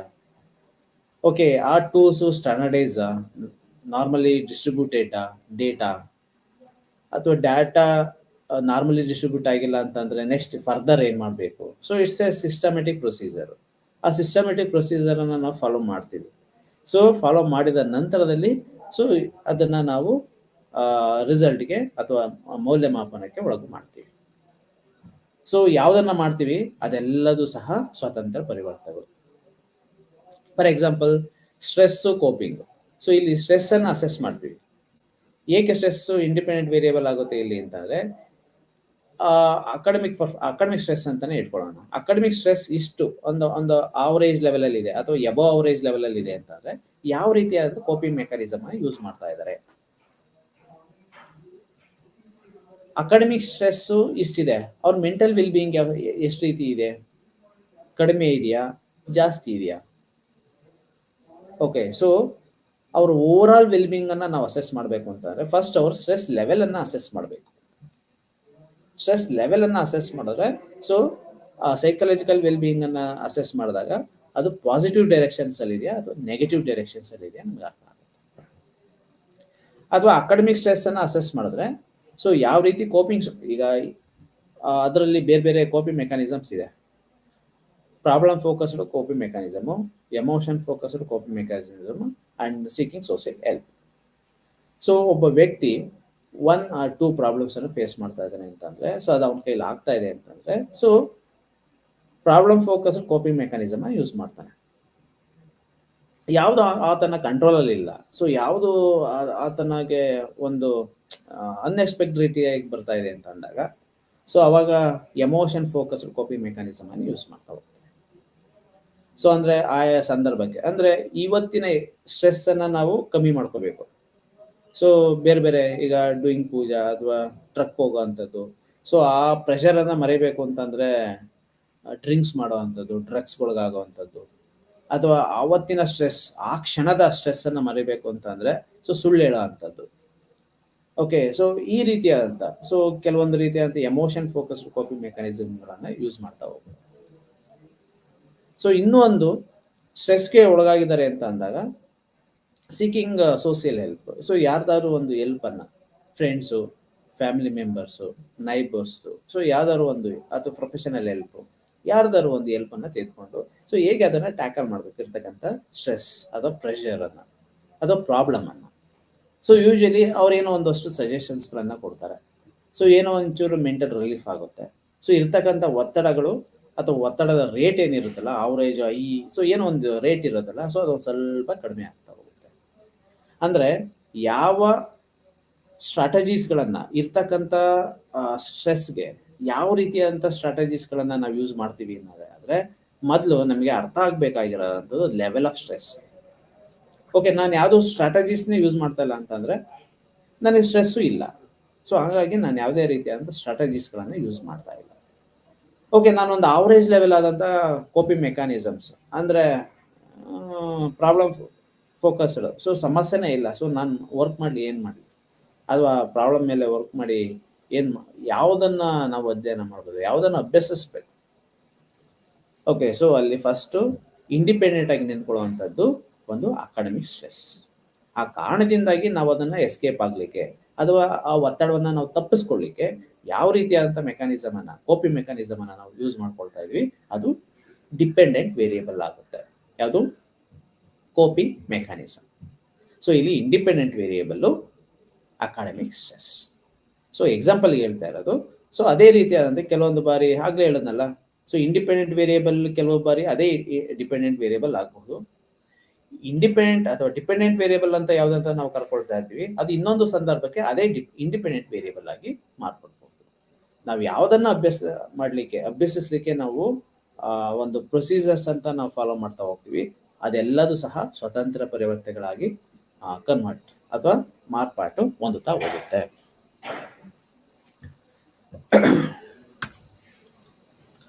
ಎರಡನೇದು ಅವಲಂಬಿ ಪರಿವರ್ತ. ಅವಲಂಬಿ ಪರಿವರ್ತ ಅಂತ ಅಂದ್ರೆ ಸ್ವತಂತ್ರ ಪರಿವರ್ತನೆಗಳನ್ನು ನಾವು ಬದಲಾವಣೆ ಮಾಡೋದ್ರಿಂದ ಅದರಿಂದ ಬಂದಿರತಕ್ಕಂಥ ಫಲಿತಾಂಶಗಳಿದೆಯಲ್ಲ, ಆ ಎಲ್ಲ ಫಲಿತಾಂಶವನ್ನ ಅವಲಂಬಿ ಪರಿವರ್ತ ಅಥವಾ ಅವಲಂಬಿ ಚರಾಂಶ ಅಂತ ನಾವು ಕರೀಬಹುದು. ಅಥವಾ ಯಾವುದು ಸಂಶೋಧಕನಿಂದ ಅಳತೆಗೆ ಒಳಗಾಗುತ್ತದೋ ಅಂತಹ ಎಲ್ಲಾ ಪರಿವರ್ತಗಳನ್ನು ಅವಲಂಬಿ ಪರಿವರ್ತ ಎಂದು ಕರೀಬಹುದು. ಅಂದ್ರೆ ಇಟ್ಸ್ ಎ ರಿಸಲ್ಟ್ ಅಂತ ಹೇಳ್ಬೋದು. ಟೆಸ್ಟ್, ಈಗ ಏನೋ ಒಂದು ಟೆಸ್ಟ್ ಮಾಡ್ತೀವಿ, ಯಾವುದೋ ಒಂದು ವೇರಿಯೇಬಲ್ ಅನ್ನು ನಾವು ಟೆಸ್ಟ್ ಮಾಡ್ತೀವಿ, ನಮ್ಮ ಇಂಟೆಲಿಜೆನ್ಸ್ ಲೆವೆಲ್ ಅನ್ನು ಟೆಸ್ಟ್ ಮಾಡ್ತೀವಿ, ಅದು ಇಂಡಿಪೆಂಡೆಂಟ್ ವೇರಿಯೇಬಲ್. ಯಾವುದನ್ನ ನೇರವಾಗಿ ನಾವು ಫಲಿತಾಂಶಕ್ಕೆ ಒಳಗು ಮಾಡ್ತೀವಿ, ಅದೆಲ್ಲದೂ ಸಹ ಸ್ವತಂತ್ರ ಪರಿವರ್ತ ಅಂತ ಕರೆಸ್ಕೊಳ್ಳುತ್ತೆ. ಅದ್ರ ಮಾಡಿದ ಆ ಫಲಿತಾಂಶವನ್ನ, ಏನೋ ಒಂದು ಫಲಿತಾಂಶವನ್ನ ಎಕ್ಸ್ಪೆಕ್ಟ್ ಮಾಡಿಕೊಂಡು ಇನ್ಯಾವುದೋ ವೇರಿಯೇಬಲ್ ಅನ್ನು ನಾವು ಅಸೆಸ್ ಮಾಡ್ತೀವಲ್ಲ, ಅದೆಲ್ಲದನ್ನು ಸಹ ಅದರಿಂದ ಬಂದಿರತಕ್ಕಂತಹ ಬರಬಹುದಾದಂತಹ ಒಂದು ಫಲಿತಾಂಶಗಳು, ಔಟ್ಪುಟ್ಸ್ಗಳು ಏನಿದೆ, ಆ ಎಲ್ಲ ಔಟ್ಪುಟ್ಸ್ಗಳು ಫಲಿತಾಂಶಗಳನ್ನು ನಾವು ಅವಲಂಬಿ ಪರಿವರ್ತ ಅಂದ್ರೆ ಇನ್ನೊಂದು ವೇರಿಯೇಬಲ್ಸ್ನ ಮೇಲೆ ಮತ್ತೊಂದು ವೇರಿಯೇಬಲ್ ಅವಲಂಬನೆಯನ್ನ ಹೊಂದಿರುತ್ತೆ, ಅದನ್ನ ಅವಲಂಬಿ ಪರಿವರ್ತ ಅಂತ ಕರೀತಾರೆ. ನಾವಿಲ್ಲಿ ಕೋಪಿಂಗ್ ಮೆಕ್ಯಾನಿಸಮ್ಸ್, ನಾವು ಸ್ಟ್ರೆಸ್ ಜೊತೆಗೇನೆ ನಾವು ಕೋಪಿಂಗ್ ಮೆಕ್ಯಾನಿಸಮ್ ಅನ್ನು ಅಸೆಸ್ ಮಾಡಬೇಕು. ಇಂಡಿಪೆಂಡೆಂಟ್ ಆಗಿ ಕೋಪಿಂಗ್ ಮೆಕ್ಯಾನಿಸಮ್ನ ಅಸೆಸ್ ಮಾಡಲಿಕ್ಕೆ ಆಗೋದಿಲ್ಲ. ಸೊ ಇಲ್ಲಿ ಕೋಪಿಂಗ್ ಮೆಕ್ಯಾನಿಸಮ್ ಸ್ಟ್ರೆಸ್ ಇಂದನೇ ಬರುತ್ತೆ ಬಿಟ್ರೆ, ಇಂಡಿಪೆಂಡೆಂಟ್ ಆಗಿ ಕೋಪಿಂಗ್ ಮೆಕ್ಯಾನಿಸಮ್ ಇಂದ ಸ್ಟ್ರೆಸ್ ಇಲ್ಲಿ ಕನ್ವರ್ಟ್ ಆಗೋದಿಲ್ಲ. ಸೊ ಹಾಗಾಗಿ ಸ್ಟ್ರೆಸ್ ಅಂತಕ್ಕಂಥದ್ದು ಇಂಡಿಪೆಂಡೆಂಟ್ ವೇರಿಯೇಬಲ್ ಆದ್ರೆ, ಕೋಪಿಂಗ್ ಮೆಕ್ಯಾನಿಸಮು ಇಲ್ಲಿ ಡಿಪೆಂಡೆಂಟ್ ವೇರಿಯೇಬಲ್. ಸ್ಟ್ರೆಸ್ ನಿಂದನೇ ಕೋಪಿಂಗ್ ಮೆಕ್ಯಾನಿಸಮು ಬರ್ತಕ್ಕಂಥದ್ದು. ಸೊ ಹಾಗಾಗಿ ಈ ಕೋಪಿಂಗ್ ಮೆಕ್ಯಾನಿಸಮು ಸ್ಟ್ರೆಸ್ನ ಮೇಲೆ ಅವಲಂಬನೆಯನ್ನ ಹೊಂದಿದೆ, ಹಾಗಾಗಿ ಇದು ಅವಲಂಬಿ ಪರಿವರ್ತ. ಸೊ ಇದೇ ರೀತಿಯಾದಂಥ ಎಷ್ಟು ನಂಬರ್ ಆಫ್ ಎಕ್ಸಾಂಪಲ್ ಅನ್ನ ಕೊಡ್ತಾ ಹೋಗ್ಬೋದು. Okay, academic stress, academic performance. Academic performance ಈ ಸೆಮಿಸ್ಟರ್ ನನಗೆ ಯಾಕೋ ಹೆಲ್ತ್ ಏನೋ ಕೈ ಕೊಟ್ಟಿದೆ, ಹುಷಾರಿಲ್ಲ, ಅಥವಾ ಇನ್ಯಾವುದೋ ಎಲ್ಲೋ ಒಂದು ಬೇರೆ ಪ್ಲೇಸ್ಗೆ ಹೋಗ್ಬೇಕಾಗಿತ್ತು, ಟ್ರಕ್ ಹೋಗ್ಬೇಕಾಗಿತ್ತು, ಅಥವಾ ಇನ್ನೇನೋ ಒಂದು ರೀಸನ್ಸ್ಗಳು ಬಂತು, ಮನೆಯಲ್ಲಿ ಏನೋ ಒಂದು ಪ್ರಾಬ್ಲಮ್ಸ್ ಬಂತು, ಆ ಕಾರಣದಿಂದಾಗಿ ನಾನು ಪರ್ಫಾರ್ಮೆನ್ಸ್ ಮಾಡ್ಲಿಕ್ಕೆ ಆಗ್ಲಿಲ್ಲ. ಪರ್ಫಾರ್ಮೆನ್ಸ್ ಯಾವಾಗ ಮಾಡೋಕ್ಕಾಗಲಿಲ್ಲ, ರಿಸಲ್ಟ್ ಆಟೋಮೆಟಿಕಲಿ ಡೌನ್ ಆಯಿತು. ಸೊ ಇಲ್ಲಿ ಇಂಡಿಪೆಂಡೆಂಟ್ ವೇರಿಯೇಬಲ್ ಯಾವುದು, ಡಿಪೆಂಡೆಂಟ್ ವೇರಿಯೇಬಲ್ ಯಾವುದು ಅನ್ನೋದನ್ನು ನಾವು ನೋಡೋದಾದರೆ, ಸೊ ಪರ್ಫಾರ್ಮೆನ್ಸ್ ನಾವು ಏನಕ್ಕೆ ಮಾಡಲಿಲ್ಲ, ಸೊ ಹಲವಾರು ಕಾರಣಗಳು ಬಂದು, ಸೊ ಹಲವಾರು ಕಾರಣಗಳು ಅವನ್ನೆಲ್ಲ ಒಟ್ಟುಗೂಡಿಸಿ ನಾವು ಪರ್ಫಾರ್ಮೆನ್ಸ್ ಅಂತ ಕರೀತಾ ಇದ್ದೀವಿ. ಸೊ ಆ ಕಾರಣಗಳಿಗೋಸ್ಕರ ನಾವು ಪರ್ಫಾರ್ಮೆನ್ಸ್ ಮಾಡಲಿಕ್ಕೆ ಆಗ್ತಾ ಇಲ್ಲ, ಅಂದರೆ ಸರಿಯಾದ ಪ್ರಮಾಣದಲ್ಲಿ ಪರ್ಫಾರ್ಮೆನ್ಸ್ ಅನ್ನು ಮಾಡೋಕ್ಕಾಗ್ತಾ ಇಲ್ಲ. ಸೊ ಅದನ್ನ ನಾವು ಏನು ಮಾಡ್ತೀವಿ, ಪರ್ಫಾರ್ಮೆನ್ಸ್ ಯಾವ ಪ್ರಮಾಣದಲ್ಲಿ ಮಾಡಿದ್ದಾನೆ, ಕಾರಣಗಳನ್ನು ಹುಡುಕ್ತಾ ಇಲ್ಲ, ನಾವು ಯಾವ ಪ್ರಮಾಣದಲ್ಲಿ ಮಾಡಿದ್ದಾನೆ ಅನ್ನೋದನ್ನ ನಾವು ಅಸೆಸ್ ಮಾಡ್ತಾ ಇದ್ವಿ. ಸೊ ಅದು ಇಂಡಿಪೆಂಡೆಂಟ್ ವೇರಿಯೇಬಲ್, ಸ್ವತಂತ್ರ ಪರಿವರ್ತಕ. ಅದರಿಂದ ಬಂದಿರತಕ್ಕಂಥ ಫಲಿತಾಂಶ, ಸೊ ಅದನ್ನ ಇವ್ಯಾಲ್ಯೂಯೇಟ್ ಮಾಡ್ತಾರೆ. ಆ ಪೇಪರ್ಸನ್ನು ಅವ್ರು ಬರೆದಿರ್ತಕ್ಕಂಥ ಉತ್ತರ ಪತ್ರಿಕೆಯನ್ನ ಇವ್ಯಾಲ್ಯೂಯೇಟ್ ಮಾಡ್ತಾರೆ, ಏನೋ ಒಂದು ಮಾರ್ಕ್ಸ್ ಅನ್ನ ಕೊಡ್ತಾರೆ. ಓಕೆ, ಸೊ ಪರ್ಫಾರ್ಮೆನ್ಸು ಕಡಿಮೆ ಆಗಿದೆ ಏನಾದರೂ ಅನ್ಸಿದ್ರೆ ಆಬ್ವಿಯಸ್ಲಿ ಅವ್ರು ಪಡ್ಕೊಂಡಿರ್ತಕ್ಕಂಥ ಒಂದು ರಿಸಲ್ಟು ಕಡಿಮೆ ಆಗಿರುತ್ತೆ. ಸೊ ಇಲ್ಲಿ ಬಂದಿರತಕ್ಕಂಥ ಫಲಿತಾಂಶ ಅವ್ರ ಪರ್ಫಾರ್ಮೆನ್ಸ್ ಮೇಲೆ ಅವಲಂಬಿತ ಆಗಿರುತ್ತೆ. ಹಾಗಾಗಿ ಅವ್ರ ಫಲಿತಾಂಶ ಅವಲಂಬಿ ಪರಿವರ್ತ ಆಗುತ್ತೆ. ಸೊ ಅವರ ಪರ್ಫಾರ್ಮೆನ್ಸು ಇಂಡಿಪೆಂಡೆಂಟ್, ಸ್ವತಂತ್ರ ಚರಾಂಶ ಅಥವಾ ಪರಿವರ್ತ ಆಗಿರುತ್ತೆ. ಸೊ ಇಷ್ಟೇ. ಸೊ ಯಾವುದು ಇನ್ನೊಂದು ವೇರಿಯೇಬಲ್ಸ್ನ ಮೇಲೆ ಅವಲಂಬನೆಯನ್ನು ಹೊಂದಿರುತ್ತೆ, ಅದು ಎಲ್ಲ ಪರಿವರ್ತಗಳನ್ನು ಸಹ ನಾವು ಅವಲಂಬಿ ಪರಿವರ್ತಕಗಳು ಅಂತ ಕರೀಬಹುದು. ಮೂರನೇದು ಬಾಹ್ಯ ಪರಿವರ್ತಕಗಳು. ಸೊ ಇಲ್ಲಿ ಇಂಡಿಪೆಂಡೆಂಟ್ ವೇರಿಯೇಬಲ್, ಡಿಪೆಂಡೆಂಟ್ ವೇರಿಯೇಬಲ್ ಆದ್ಮೇಲೆ ಇವೆರಡೇ ಒಂದು ಎಕ್ಸ್ಪೆರಿಮೆಂಟ್ ಮಾಡ್ತೀವಿ ಅನ್ನೋದಾದ್ರೆ, ಫಾರ್ ಎಕ್ಸಾಂಪಲ್ ಇನ್ಫಾರ್ಮೇಶನ್ ಕೊಡೋ ಅಂತಾರು, ಇನ್ಫಾರ್ಮೇಶನ್ ನ ಪಡ್ಕೊಳ್ಳೋ ಅಂತಾರು. ಸೊ ಇಬ್ರು ಇರ್ತಾರೆ, ಅವ್ರು ಏನೋ ಒಂದು ಕಾನ್ವರ್ಸೇಷನ್ ನಡೀತಾ ಇರುತ್ತೆ. ಅಂದ್ರೆ ಎಫೆಕ್ಟಿವ್ ಕಮ್ಯುನಿಕೇಶನ್ ಅನ್ಬೇಕು ಅಂತಂದ್ರೆ ಇನ್ಫಾರ್ಮೇಶನ್ ಪ್ರೊವೈಡರ್ ಒಬ್ರು ಇರ್ತಾರೆ, ಇನ್ಫಾರ್ಮೇಶನ್ ರಿಸೀವ್ ಮಾಡೋರು ಒಬ್ರು ಇರ್ತಾರೆ. ಅವೆರಡು ಪ್ರೋಸೆಸ್ ಚೆನ್ನಾಗಿ ಆಗ್ತಾ ಇದೆ ಅಂದ್ರೆ ಕಮ್ಯುನಿಕೇಶನ್ ಎಫೆಕ್ಟಿವ್ ಆಗಿರುತ್ತೆ. ಅದನ್ನ ಬಿಟ್ಟು ಇಲ್ಲಿ independent variable information provider, dependent variable ಅಂತಂದ್ರೆ ಇನ್ಫಾರ್ಮೇಶನ್ ರಿಸೀವರ್, ಯಾರ ಇನ್ಫಾರ್ಮೇಶನ್ ರಿಸೀವ್ ಮಾಡ್ಕೊಳ್ತಾರೆ ಅವರನ್ನ ಡಿಪೆಂಡೆಂಟ್ ವೇರಿಯೇಬಲ್ ಅಂತ ನಾವು ಕರೀಬಹುದು. ಸೊ ಒಂದು ಪ್ರೋಸೆಸರ್, ಒಂದು ಕಮ್ಯುನಿಕೇಶನ್, ಎಫೆಕ್ಟಿವ್ ಕಮ್ಯುನಿಕೇಶನ್ ಆಗ್ಬೇಕು ಅಂತಂದ್ರೆ ಇವೆರಡೇ ಎಲಿಮೆಂಟ್ ಇರೋದಿಲ್ಲ. ಇವುಗಳನ್ನ ಬಿಟ್ಟು ಹಲವಾರು ವೇರಿಯೇಬಲ್ಸ್ಗಳು ಇರುತ್ತೆ, ಅದನ್ನೆಲ್ಲ ಬಾಹ್ಯ ಪರಿವರ್ತನೆಗಳು ಅಂತ ಕರೀತಾರೆ. ಉದಾಹರಣೆಗೆ, ಸೊ ಒಂದು 10 ಮೀಟರ್ ಡಿಸ್ಟೆನ್ಸ್ ಅಲ್ಲಿ ಇರ್ತೀವಿ, ಇನ್ಫಾರ್ಮೇಶನ್ ಕೊಡೋರು ಒಬ್ರು ಇರ್ತಾರೆ, ಆ ಕಡೆ ಒಬ್ರು ಇನ್ಫಾರ್ಮೇಶನ್ ರಿಸೀವರ್ ಒಬ್ರು ಇರ್ತಾರೆ. ಸೊ ನಾವು ಹೇಳಿದ್ದೆಲ್ಲ ಇನ್ಫಾರ್ಮೇಶನ್ ಅವ್ರು ಕೇಳಿಸ್ಕೊಳ್ತಾರ. ಕೆಲವೊಂದು ಬಾರಿ ಇನ್ಫಾರ್ಮೇಶನ್ ಏನೋ ಫ್ಲೋ ಆಗುತ್ತೆ, ಆ ಇನ್ಫಾರ್ಮೇಶನ್ ನಾವು ಏನು ಹೇಳಿರ್ತೀವಿ ಅದೇ ಇನ್ಫಾರ್ಮೇಶನ್ ಅವ್ರು ಕ್ಯಾಶ್ ಮಾಡ್ಕೊಳ್ತಾರೆ. ಕೆಲವು ಸಲ ನಾವೇನು ಹೇಳಿರ್ತೀವಿ ಅವ್ರು ಬೇರೆ ರೀತಿಯಾಗಿ ಕ್ಯಾಶ್ ಮಾಡ್ಕೊಳ್ತಾರೆ. ಅದಕ್ಕೆ ಕಾರಣ ಏನು? ಅದಕ್ಕೆ ಅನೇಕ ಕಾರಣಗಳು ಅದಕ್ಕೆ ಇನ್ಫ್ಲೂಯೆನ್ಸ್ ಅನ್ನ ಮಾಡುತ್ತೆ, ಎಫೆಕ್ಟ್ ಅನ್ನ ಮಾಡುತ್ತೆ. ಸೊ ಯಾವ್ದು ಮಾಡುತ್ತಲ್ಲ, ಸೊ ಅದನ್ನೇ ಬಾಹ್ಯ ಪರಿವರ್ತನೆಗಳು ಅಂತ ಕರೀತಾರೆ. ಫಾರ್ ಎಕ್ಸಾಂಪಲ್, ಮಧ್ಯದಲ್ಲಿ ಏನೋ ಡಿಸ್ಟರ್ಬ್ ಆಗುತ್ತೆ, ನಾವೇನೋ ಹೇಳುವಂಥ ಸಂದರ್ಭದಲ್ಲಿ ಇನ್ನೊಂದು ಏನೋ ಡಿಸ್ಟರ್ಬ್ ಆಗಿ ಅವ್ರಿಗೆ ನಾವು ಹೇಳಿದಂತೆ ಇನ್ಫಾರ್ಮೇಶನ್ ಬೇರೆ ರೀತಿಯಾಗಿ ಅವ್ರಿಗೆ ಕೇಳುತ್ತೆ, ಅದನ್ನ ಅವರು ರಿಸೀವ್ ಮಾಡ್ಕೊಳ್ತಾರೆ. ಸೊ ಇನ್ಫಾರ್ಮೇಶನ್ ಅಲ್ಲಿ ಮಿಸ್ಕಮ್ಯುನಿಕೇಶನ್ ಆಗುತ್ತೆ. ಅಥವಾ ಸೊ ಒಂದು ಓಪನ್ ಪ್ಲೇಸಲ್ಲಿ ಇರ್ತೀವಿ, ಜೋರಾಗಿ ಗಾಳಿ ಬೀಸ್ಬೋದು, ಜೋರಾಗಿ ಗಾಳಿ ಬೀಸೋದ್ರಿಂದ ಸೊ ಅವ್ರ ಸರಿಯಾದ ಇನ್ಫಾರ್ಮೇಶನ್ ಅನ್ನು ಅವರು ಪಡ್ಕೊಳ್ಳಲಿಕ್ಕೆ ವಿಫಲತೆಯನ್ನು ಹೊಂದಬಹುದು. ಸೊ ಇಂಥದ್ದೇ ಕಾರಣ ಅಂತ ಹೇಳಲಿಕ್ಕೆ ಬರೋದಿಲ್ಲ. ಸೊ ಏನೆಲ್ಲ ಕಾರಣಗಳು ಇರ್ತಾವಲ್ಲ, ಸೊ ಎಲ್ಲ ಕಾರಣಗಳು ಸಹ ಬಾಹ್ಯ ಪರಿವರ್ತನೆಗಳಾಗಿ ಕನ್ವರ್ಟ್ ಆಗ್ತಾ ಹೋಗುತ್ತೆ.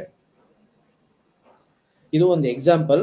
ಸೊ ಇಂಥದ್ದೇ ಹಲವಾರು ಎಕ್ಸಾಂಪಲ್ಸ್ಗಳನ್ನ ನಾವು ಕೊಡ್ತಾ ಹೋಗ್ಬೋದು ಬಾಹ್ಯ ಪರಿವರ್ತಕ್ಕೆ. ಉದಾಹರಣೆಗೆ, ಸೊ ಇಲ್ಲೊಂದು ಆನ್ಲೈನ್ ಕ್ಲಾಸು, ಓಕೆ. ಸೊ ಇಲ್ಲೊಂದು ಸಿಸ್ಟಮ್ ಇದೆ. ಆ ಸಿಸ್ಟಮ್ ಏನು ಅಂತಾರೆ, ಸೊ ನಾವೊಂದು ಸ್ಟುಡಿಯೋದಲ್ಲಿ ಕೂತ್ಕೊಳ್ಳೋ ಅಂಥದ್ದು, ಪಾಠ ಮಾಡುವಂಥದ್ದು, ಸೊ ವಿದ್ಯಾರ್ಥಿಗಳು ಎಲ್ಲಿರ್ತಾರೋ ಅಲ್ಲಿ ಕೇಳುವಂಥದ್ದು. ಸೊ ಅದಕ್ಕೊಂದು ಅವರ್ ಅಂತ ಫಿಕ್ಸ್ ಆಗಿರುತ್ತೆ. ಓಕೆ, ಸೊ ಇಲ್ಲಿ ಒಂದು ಪ್ರೋಸೆಸ್ ಅಲ್ಲ, ಇದು ಒಂದು ಪ್ರೋಸೆಸ್ ಅಲ್ಲಿ ನಡೀತಾ ಇರುತ್ತೆ. ಮಧ್ಯದಲ್ಲಿ ಏನಾದರೂ ಒಂದು ಡಿಸ್ಟರ್ಬೆನ್ಸು, ಏನಾದರೂ ಒಂದು ಟೆಕ್ನಿಕಲ್ ಇಶ್ಯೂಸು, ಏನಾದರೂ ಒಂದು technical error.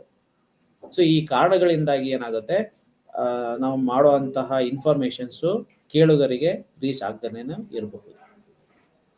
Okay, so extraneous ವೇರಿಯೇಬಲ್ಸ್ಗಳು ಇರ್ತಾವಲ್ಲ, ಆ ಎಕ್ಸ್ಟ್ರೇನಿಯಸ್ ವೇರಿಯೇಬಲ್ ಇಂಥದ್ದೇ ಅಂತ ನಾವು ಹೇಳಲಿಕ್ಕೆ ಬರೋದಿಲ್ಲ. ಸೊ ಇವತ್ತು ಪವರ್ ಹೋಗ್ಬೋದು, ಇನ್ನೊಂದು ದಿನ ಇಂಟರ್ನೆಟ್ ಹೋಗ್ಬೋದು, ಇನ್ನೊಂದು ದಿನ ಮತ್ತಿನ್ಯಾವುದೋ ಒಂದು ಟೆಕ್ನಿಕಲ್ ಆಸ್ಪೆಕ್ಟ್ ಹೋಗ್ಬೋದು, ಮತ್ತಿನ್ನೊಂದು ದಿನ ಸಿಸ್ಟಮೇ ಅಂದರೆ ಡಿಸ್ಕ್ಟಾಪೇ ಕೆಟ್ಟೋಗ್ಬೋದು. ಸೊ ಅದು ಇಂಥದ್ದೇ ಅಂತ ಹೇಳಲಿಕ್ಕೆ ಅಥವಾ ಎಕ್ಸ್ಪೆಕ್ಟ್ ಮಾಡಲಿಕ್ಕೆ ನಾವು ಆಗೋದಿಲ್ಲ.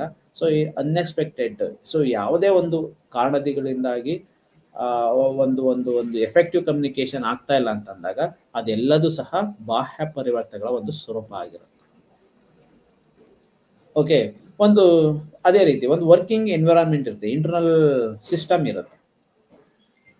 ಓಕೆ, ಒಂದು ಪರ್ಫಾರ್ಮೆನ್ಸ್ ಮಾಡಬೇಕು ಅಂತಾರೆ, ಅಲ್ಲಿ ಗಾಳಿ, ಬೆಳಕು, ನೀರು, ಒಂದು ಲೀಸರ್ ಹಾಸು, ಆಯ್ತಾ, ಒಂದು ಲಂಚ್ ಹಾಲು. ಸೊ ಒಂದು ಆಫೀಸ್ ಅಂತಂದ್ರೆ ಒಂದು ಸೆಟಪ್ ಅಂತ ಇರಬೇಕು, ಒಂದು ಟಾಯ್ಲೆಟು, ಸೊ ಎಲ್ಲದೂ ಇರಬೇಕು.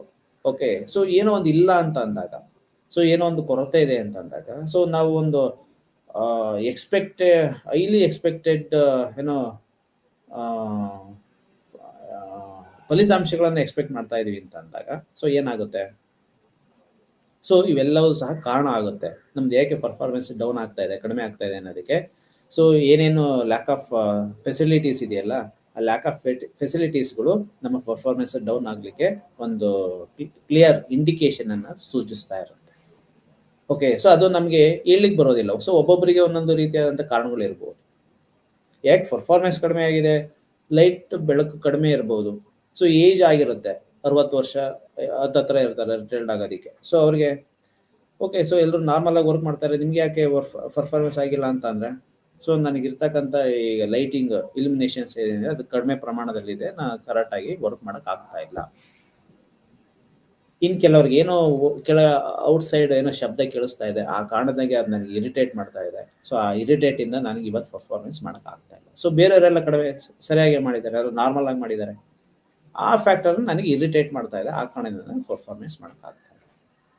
ಸೊ ಹೀಗೆ ಆ ಎಕ್ಸ್ಟ್ರೇನಿಯಸ್ ವೇರಿಯಬಲ್ ಇದೇ ರೀತಿಯಾಗಿರುತ್ತೆ ಅಂತ ಹೇಳಕ್ ಬರೋದಿಲ್ಲ, ಅದು ಎಲ್ರಿಗೂ ಅದು ಅಪ್ಲಿಕೇಬಲ್ ಆಗೋ ರೀತಿಯಾಗಿ ಇರುತ್ತೆ ಅನ್ನೋದಕ್ಕೂ ನಾವು ಸರಿಯಾದ ಜಸ್ಟಿಫಿಕೇಶನ್ ಕೊಡ್ಲಿಕ್ಕೆ ಆಗೋದಿಲ್ಲ. ಅದು ಇಟ್ ಕುಡ್ ಬಿ ಎನಿಥಿಂಗ್. ಈಗ ಒಂದು ಫಾರ್ ಎಕ್ಸಾಂಪಲ್ ಸ್ಟ್ರೆಸ್, ಆ ಸ್ಟ್ರೆಸ್ ನನಗೆ ಒಂದು ಆವರೇಜ್ ಲೆವೆಲಲ್ಲಿ ಇದೆ ಸ್ಟ್ರೆಸ್, ಅಥವಾ ಒಂದು ಎಬವ್ ಆವರೇಜ್, ಒಂದು ಹೈಯರ್ ಲೆವೆಲಲ್ಲೇ ಇದೆ ಸ್ಟ್ರೆಸ್. ನನ್ನ ಕಾರಣಗಳು ಬೇರೆ ಬೇರೆಗಳು ಇರಬಹುದು. ಉದಾಹರಣೆಗೆ, ಯಾಕೋ ಇವತ್ತು ನನ್ನ ಮೂಡ್ ಸರಿ ಇಲ್ಲ, ಸೊ ಒಂದು ತುಂಬ ಲೈಟ್ ಆಗ್ಬಿಟ್ಟಿದ್ದಾರೆ ನನ್ನ ಸುತ್ತಮುತ್ತ, ಸೊ ಅದೇನು ಮಾಡ್ತಾರೆ, ನನ್ನ ಕಣ್ಣಿಗೆ ಚುಚ್ಚುತ್ತಾ ಇದೆ, ಸೊ ಅದು ಒಂದು ಸ್ಟ್ರೆಸ್ ಫ್ಯಾಕ್ಟರ್ ಆಗಿರ್ಬೋದು. ಇಲ್ಲಿ ಕೂತ್ಕೊಳಕ್ಕೆ ಇರಿಟೇಟ್ ಆಗ್ತಾ ಇದೆ ಅಂತ ಒಂದು ಇಲ್ಲಿರ್ತಕ್ಕಂಥ ಇಂಟರ್ನಲ್ ಎನ್ವಿರಾನ್ಮೆಂಟ್ ಸರಿ ಇಲ್ಲ, ಅಥವಾ ಕಂಫರ್ಟಬಲ್ ಆಗಿಲ್ಲ, ಅಥವಾ ಇನ್ಯಾರೋ ಡಿಸ್ಟರ್ಬ್ ಮಾಡ್ತಾರೆ, ಇನ್ನೊಬ್ರು ಏನೋ ಇನ್ನೊಂದು ಕ್ವಶನ್ಸ್ ಮಾಡ್ತಾರೆ, ಇನ್ನೊಂದು ಏನೋ ಒಂದು ಇರಿಟೇಟ್ ಶುರು ಆಗ್ತಾ ಹೋಗುತ್ತೆ. ಸೊ ಇದೇ ಅಂತ ಹೇಳಲಿಕ್ಕೆ ಬರೋದಿಲ್ಲ, ಯಾವುದು ಬೇಕಾದರೂ ಸಹ ಸ್ಟ್ರೆಸರ್ಸ್ ಆಗಿ ಕನ್ವರ್ಟ್ ಆಗ್ಬೋದು, ಸ್ಟ್ರೆಸರ್ಸ್ ಆಗಿ ಇರಬಹುದು. ಓಕೆ, ಎ ಸಿ ಇರುತ್ತೆ, ಎ ಸಿ ರೂಮಲ್ಲಿ ಇರುತ್ತೆ. ಸೊ ಕೆಲವೊಂದು ಸಿಚುವೇಶನಲ್ಲಿ A C one of the stressors ಆಗ್ಬೋದು. ಓಕೆ, ಕಂಫರ್ಟ್ಗೆ ಅಂತ ನಾವು ಮಾಡ್ಕೊಂಡಿರ್ತಕ್ಕಂಥ ಒಂದು ಎಲಿಮೆಂಟ್ಗಳೇ, ಆ ಪ್ರಕಾರಗಳೇ ನಮಗೆ ಒಂದು ಒತ್ತಡಕಾರಕವಾಗಿ ಕನ್ವರ್ಟ್ ಮಾಡಬಹುದು. ಸೊ ಅದು ಇಂಥದ್ದೇ ಫ್ಯಾಕ್ಟರ್ಸ್ ಅಂತ ನಾವು ಎಕ್ಸ್ಪೆಕ್ಟ್ ಮಾಡೋಕ್ಕಾಗಲ್ಲ. ಸೊ ಅದಕ್ಕೆ ಒಂದು ಲ್ಯಾಬೊರೇಟರಿ ಸೆಟಪ್ ಅಂತ ಮಾಡ್ತಾರೆ. ಈ ಎಕ್ಸ್ಪೆರಿಮೆಂಟ್ನ ಮಾಡಲಿಕ್ಕೆ ಒಂದು ಇಂಥದ್ದೇ ಇಷ್ಟೇ ಬೆಳಕಿರಬೇಕು, ಇಷ್ಟೇ ರೂಮಿನ ಒಂದು ವಿಸ್ತೀರ್ಣ ಇರಬೇಕು, ಉದ್ದ ಅಗಲ, ಸೊ ಈ ಥರದಲ್ಲಿ, ಸೊ ಇಷ್ಟೇ ಶಬ್ದ ಬರ್ತಾ ಇರಬೇಕು. ಸೊ ಎಲ್ಲದನ್ನು ಸಹ ನಿಯಂತ್ರಣ ಮಾಡಿ, ಈಗ ಲ್ಯಾಬ್ ಕೆಲವೊಂದು ಕೆಮಿಕಲ್ ಫಾರ್ಮೇಷನ್ ಮಾಡಬೇಕು, ಕೆಮಿಸ್ಟ್ರಿಗಳಲ್ಲಿ ಈ ರೀತಿಯಾದಂಥ ಲ್ಯಾಬ್ ಟೆಸ್ಟ್ಗಳನ್ನು ಮಾಡ್ತಾರೆ. ಓಕೆ, ಅದಕ್ಕೆ ಜಾಸ್ತಿ ಬೆಳಕು ಬಂದರೆ ಒಂದು ರೀತಿಯಾದಂಥ ರಿಸಲ್ಟ್ ಬರುತ್ತೆ, ಕಡಿಮೆ ಬೆಳಕಿತ್ತು ಅಂತಾರೆ ಒಂದು ರೀತಿಯಾದಂಥ ರಿಸಲ್ಟ್ ಬರುತ್ತೆ. ಸೊ ಈಗ H2O ಅಷ್ಟೇ ಪ್ರಮಾಣದಲ್ಲಿ ಮಿಕ್ಸ್ ಮಾಡಿದ್ರೆ ಮಾತ್ರ ನೀರು ಆಗಲಿಕ್ಕೆ ಸಾಧ್ಯ. ಸೊ ಅದೇ ರೀತಿಯಾದ ಬೇರೆ ಬೇರೆ ಕಾಂಪೊನೆಂಟ್ಗಳಿರುತ್ತೆ. ಸೊ ಅಂತಷ್ಟು ಒಂದು ಪ್ರಪೋರ್ಷನ್ಸ್ ಅಂತ ಇರುತ್ತೆ, ಆ ಪ್ರಪೋರ್ಷನ್ಸ್ ಮಿಕ್ಸ್ ಆದರೆ ಮಾತ್ರ ಒಂದು ಎಕ್ಸ್ಪೆಕ್ಟೆಡ್ ರಿಸಲ್ಟ್ ಅನ್ನ ನಾವು ಎಕ್ಸ್ಪೆಕ್ಟ್ ಮಾಡಲಿಕ್ಕೆ ಸಾಧ್ಯ. ಸೊ ಹೀಗೆ ಒಂದು ಎಕ್ಸ್ಪೆರಿಮೆಂಟ್ ಅಥವಾ ಲ್ಯಾಬೊರೇಟರಿ ಸೆಟಪ್ ಅಲ್ಲಿ ನಾವು ವರ್ಕ್ ಮಾಡ್ತೀವಿ ಅಂತ ಅಂದ್ರೆ, ಸೊ ಅಲ್ಲೂ ಸಹ ಕೆಲವೊಂದು ಎಕ್ಸ್ಟ್ರೇನಿಯಸ್ ವೇರಿಯಬಲ್ ನಾವು ಕಂಟ್ರೋಲ್ ಮಾಡಲೇಬೇಕು. ಏನ್ ಮಾಡಬೇಕು, ಫಾರ್ ಎಕ್ಸಾಂಪಲ್ ಲೈಟ್, ಗಾಳಿ, ಕೆಲವೊಂದು ಕೆಮಿಕಲ್ ಫಾರ್ಮ್ ಮಾಡಬೇಕಾದ್ರೆ ಗಾಳಿಯನ್ನ ಕಂಟ್ರೋಲ್ ಮಾಡಬೇಕು. ಓಕೆ, ಸೊ ಒಂದು ಟ್ಯೂಬ್ಗಳಲ್ಲೆಲ್ಲ ಅದನ್ನ ಮಿಕ್ಸ್ ಮಾಡ್ತಾರೆ, ಅಥವಾ ಇಂತಿಷ್ಟೇ ಕೆಲವೊಂದು ಡ್ರಾಪ್ಸ್ ಅಲ್ಲಿ ಮೈನ್ಯೂಟ್ ಇದ್ರಲ್ಲೆಲ್ಲ ಮಿಕ್ಸ್ ಮಾಡ್ತಾ ಹೋಗ್ತಾರೆ, ಅಥವಾ ಇಂಟರ್ನಲ್ ಅದರದೇ ಆದಂಥ ಒಂದು ಇದಿರುತ್ತೆ, ಮಿಕ್ಸ್ ಮಾಡುವಂಥ ಒಂದು ಲ್ಯಾಬೊರೇಟರಿ ಸಿಸ್ಟಮ್ಸ್ ಇರುತ್ತೆ, ಎಕ್ವಿಪ್ಮೆಂಟ್ಸ್ಗಳು ಇರುತ್ತೆ, ಆ ಎಕ್ವಿಪ್ಮೆಂಟ್ಸ್ಗಳನ್ನೇ ಯೂಸ್ ಮಾಡಬೇಕಾಗುತ್ತೆ. ಸೊ ಅವಾಗ ಮಾತ್ರ ನಾವು ಎಕ್ಸ್ಪೆಕ್ಟೆಡ್ ರಿಸಲ್ಟ್ ಅನ್ನ ನಾವು ಪಡ್ಕೊಳ್ಳಿಕ್ಕೆ ಸಾಧ್ಯ. ಸೊ ಇಲ್ಲ ಅಂತಂದ್ರೆ ರಿಸಲ್ಟ್ ಬೇರೆ ತರ ಬಂದ್ಬಿಡುತ್ತೆ. ಓಕೆ, ಸೊ ಅಂದ್ರೆ ಅದು ಲ್ಯಾಬ್ರೇಟರಿ ಸೆಟಪ್ ಆಗಿರಲಿ ಅಥವಾ ಓಪನ್ ಏರ್ ಸೆಟಪ್ ಆಗಿರಲಿ, ಸೊ ಒಂದಷ್ಟು ಎಕ್ಸ್ಟ್ರೇನಿಯಸ್ ವೇರಿಯೇಬಲ್, ನಮಗೆ ಗೊತ್ತಿಲ್ಲದೆ ಇರತಕ್ಕಂಥ ಅನೇಕ ಕಾರಣಗಳು ಅಥವಾ ಕಾರಕಾಂಶಗಳು ನಮ್ಮ ಫಲಿತಾಂಶದ ಮೇಲೆ ಇನ್ಫ್ಲೂಯೆನ್ಸ್ ಮಾಡ್ತಾ ಹೋಗುತ್ತೆ, ಪರಿಣಾಮ ಬೀರ್ತಾ ಹೋಗುತ್ತೆ. ಕೆಲವು ಸಲ ಪಾಸಿಟಿವ್ ಆಗಿ ಮಾಡ್ಬೋದು, ಕೆಲವೊಂದು ಬಾರಿ ನೆಗೆಟಿವ್ ಆಗಿ ಮಾಡ್ಬೋದು, ಕೆಲವೊಂದು ಬಾರಿ ನ್ಯೂಟ್ರಲ್ ಆಗು ಮಾಡ್ಬೋದು. ಸೊ ಏನೋ ಒಂದು ವೇರಿಯೇಬಲ್ಸ್ ಬರ್ತಾ ಇರುತ್ತೆ, ಬಟ್ ನಾವು ಅದನ್ನ ಇಗ್ನೋರ್ ಮಾಡ್ತೇವೆ ಅಥವಾ ನಮಗೆ ಅದು ನೋಟಿಸೇ ಆಗೋದಿಲ್ಲ ಅಥವಾ ನಮಗೆ ಅದು ಏನು ಇನ್ಫ್ಲೂಯೆನ್ಸೇ ಮಾಡೋದಿಲ್ಲ. ಸೊ ಎಲ್ಲದೂ ಸಹ ನೆಗೆಟಿವೇ ಮಾಡಬೇಕು, ನೆಗೆಟಿವೇ ಮಾಡುತ್ತೆ ಅಂತ ನಾವು ಜನರಲೈಸೇಷನ್ ಮಾಡಲಿಕ್ಕೆ ಆಗೋದಿಲ್ಲ. ಕೆಲವೊಂದು ಬಾರಿ ಏನೋ ಒಂದು ಒಂದು ಒಂದು ತಂಪಾದ ಗಾಳಿ ಬೀಸುವಂಥದ್ದು ನಮ್ಮ ಮೂಡನ್ನ ಫ್ರೆಶ್ ಮಾಡ್ಬೋದು ಯಾವುದೋ ಒಂದು ಸಂದರ್ಭ. ಸೊ ಆ ಕಾರಣದಿಂದಾಗಿ ನಮ್ಮ ಪರ್ಫಾರ್ಮೆನ್ಸು ನೀಟಾಗಿ ಬರ್ಬೋದು. ಸೊ ಯಾವ ರೀತಿಯಾಗಿ ಹೇಳ್ಬೋದು, ಇಂಡಿಪೆಂಡೆಂಟ್ ವೇರಿಯೇಬಲ್ ಅಂತ ಒಂದು ನಿರ್ದಿಷ್ಟವಾದಂಥ ಡೆಫಿನೇಷನ್ ಅನ್ನು ಕೊಡ್ಬೋದು. ಯಾವುದನ್ನ ಟೆಸ್ಟ್ ಮಾಡ್ತೀವೋ ಅದು ಇಂಡಿಪೆಂಡೆಂಟ್, ಏನು ರಿಸಲ್ಟ್ ಬರುತ್ತೆ ಅದನ್ನ ಡಿಪೆಂಡೆಂಟ್ ವೇರಿಯೇಬಲ್ ಅಂತ ಹೇಳ್ಬೋದು. ಆದರೆ ಈ ಬಾಹ್ಯ ಪರಿವರ್ತನೆಗಳಿರುತ್ತಲ್ಲ, ಡಿಸ್ಟರ್ಬ್ ಮಾಡುತ್ತೆ, ಅದು ಇಂತಿಷ್ಟೇ ಪ್ರಮಾಣದಲ್ಲಿ ಡಿಸ್ಟರ್ಬ್ ಮಾಡುತ್ತೆ, ಇದೇ ಫ್ಯಾಕ್ಟರು ಡಿಸ್ಟರ್ಬ್ ಮಾಡುತ್ತೆ ಅಥವಾ ಇದೇ ಫ್ಯಾಕ್ಟರು ಇಷ್ಟು ಪಾಸಿಟಿವ್ ಆಗಿ ಕನ್ವರ್ಟ್ ಮಾಡುತ್ತೆ ಅನ್ನೋದನ್ನ ನಾವು ಎಕ್ಸ್ಪೆಕ್ಟ್ ಮಾಡ್ಲಿಕ್ಕೆ ಆಗೋದಿಲ್ಲ. ಸೊ ಹಾಗಾಗಿ ಇದೊಂದು ಎಕ್ಸ್ಟ್ರೇನಿಯಸ್ ವೇರಿಯೇಬಲ್ಸ್ ಅಂತ ಈ ಎಲ್ಲ ಕಾರಕಗಳನ್ನು ಅಥವಾ ಎಲ್ಲ ಫ್ಯಾಕ್ಟರ್ಸ್ಗಳನ್ನ ಕರಿತಾ ಹೋಗ್ತಾರೆ. ಸೊ ಇವುಗಳಲ್ಲಿ 2 ಪ್ರಕಾರಗಳು ಇರೋದನ್ನ ನಾವು ನೋಡ್ಬೋದು. ಒಂದು ಸಂಶೋಧನೆಗೆ ಒಳಗಾಗುವನ ಪರಿವರ್ತ, ಪಾರ್ಟಿಸಿಪೆಂಟ್ ವೇರಿಯೇಬಲ್. ಎರಡನೇದು ಸಾಂದರ್ಭಿಕ ಪರಿವರ್ತ, ಸಿಚುಯೇಷನಲ್ ವೇರಿಯೇಬಲ್. ಸೊ ಸಂಶೋಧನೆಗೆ ಒಳಗಾಗುವನ ಪರಿವರ್ತ, ಓಕೆ, ಆದ್ರೆ ಇಂಟರ್ನಲ್ಲಿ ಯಾರು ಸಂಶೋಧನೆಗೆ ಒಳಗಾಗ್ತಿರ್ತಾರಲ್ಲ, ಸೊ ಅವನಲ್ಲಿ ಆಗಿರ್ತಕ್ಕಂಥ ಅನೇಕ ಪ್ರಭಾವಗಳು, ಅನೇಕ ಪರಿವರ್ತನೆಗಳು ಒಂದು ರಿಸಲ್ಟ್ನ ಮೇಲೆ ಅಥವಾ ನನ್ನ ವೈಯಕ್ತಿಕ ಗುಣಲಕ್ಷಣಗಳು ನನ್ನದೇ ಆದಂಥ ಒಂದು ಪರ್ಫಾರ್ಮೆನ್ಸ್ ಮೇಲೆ ಕೆಲವೊಂದು ಧನಾತ್ಮಕ ಅಥವಾ ಋಣಾತ್ಮಕ ಪ್ರಭಾವಗಳನ್ನು ಬೀರುತ್ತೆ. ಸೊ ಇವತ್ತು ಓಕೆ, ನಾನೊಂದು ಒಂದು ಪ್ರೆಸೆಂಟೇಷನ್ ಕೊಡಬೇಕು, ಅದಕ್ಕೆ ನಾನು ಹೇಗೆ ಪ್ರಿಪೇರ್ ಆಗಿದ್ದೀನಿ, ಯಾವ ರೀತಿಯಾದಂಥ ಸ್ಲೈಡನ್ನು ಪ್ರಿಪೇರ್ ಮಾಡ್ಕೊಂಡಿದ್ದೀನಿ, ಎಷ್ಟು ಇನ್ಫಾರ್ಮೇಷನ್ ನನಗೆ ಗೊತ್ತು.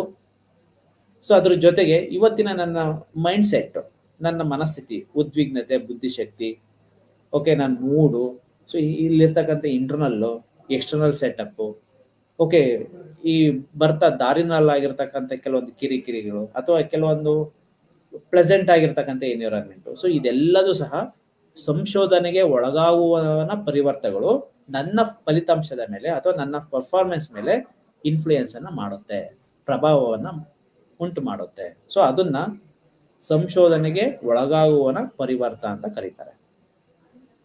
ಓಕೆ, ಸೊ ಫಾರ್ ಎಕ್ಸಾಂಪಲ್ ನಾನು ಏನೊಂದು ಸ್ಲೈಡ್ ಮಾಡ್ಕೊಂಡಿದ್ದೀನಿ ಇವತ್ತು, ನಾನೇನು ಪ್ರಿಪೇರ್ ಆಗದಲ್ಲೇ ಬಂದಿದ್ದೀನಿ ಅಂತಂದ್ರೆ ನನ್ನ ಪರ್ಫಾರ್ಮೆನ್ಸು ಚೆನ್ನಾಗಿರೋದಿಲ್ಲ. ಅಥವಾ ನನಗೆ ಗೊತ್ತಿರ್ತಕ್ಕಂಥ ಇನ್ಫಾರ್ಮೇಶನ್ನು ಈಗ ಆಲ್ರೆಡಿ ಗೊತ್ತಿರ್ತಕ್ಕಂಥದ್ದು, ಸೊ ಅದೇನೋ ಒಂದು ಬಂದು ನಾನು ಮಾಡ್ತಾ ಇದ್ದೀನಿ. ಅಥವಾ ಇದು ಯಾವ್ದ್ರ ಮೇಲೆ ಡಿಪೆಂಡ್ ಆಗಿರುತ್ತೆ, ಯಾವ್ದ್ರ ಮೇಲೆ ಡಿಪೆಂಡ್ ಆಗುತ್ತೆ ಅನ್ನೋದಾದ್ರೆ ಆ ಟಾಪಿಕ್ನ ಬಗ್ಗೆ ವಿಷಯ ನನಗೆ ಎಷ್ಟು ಗೊತ್ತು, ಸೊ ಅನ್ನೋದ್ರ ಮೇಲೆ ನನ್ನ ಓವರ್ ಆಲ್ ಪರ್ಫಾರ್ಮೆನ್ಸು ಅಥವಾ ಪ್ರೆಸೆಂಟೇಷನ್ನು ಅಥವಾ ಅದರ ಸಕ್ಸಸ್ ರೇಟು ಡಿಪೆಂಡ್ ಆಗಿರುತ್ತೆ. ಸೊ ಅದು ಸಂಶೋಧನೆಗೆ ಒಳಗಾಗುವನ ಪರಿವರ್ತ. ಓಕೆ, ಸೊ ನಾನು ತುಂಬಾ ಇಂಟೆಲಿಜೆಂಟು ಆ ವಿಷಯದಲ್ಲಿ ಅಥವಾ ಸಬ್ಜೆಕ್ಟಲ್ಲಿ ಸೊ ನಾನು ಕೂಲ್ ಅಂಡ್ ಕಾಮ್ ಆಗಿ ನಾನು ಏನೋ ಒಂದು ವಿಷಯನ ಪ್ರೆಸೆಂಟ್ ಮಾಡ್ತಾ ಹೋಗ್ತೀನಿ. ಸೊ ಒಂದು ಅವರೇಜ್, ಒಂದು ಎಬೋವ್ ಅವರೇಜ್ ಅಥವಾ ಗುಡ್ ಅನ್ನೋ ರೀತಿಯಾಗಿ ಪ್ರೆಸೆಂಟೇಷನ್ ಬರ್ತಾ ಇರುತ್ತೆ.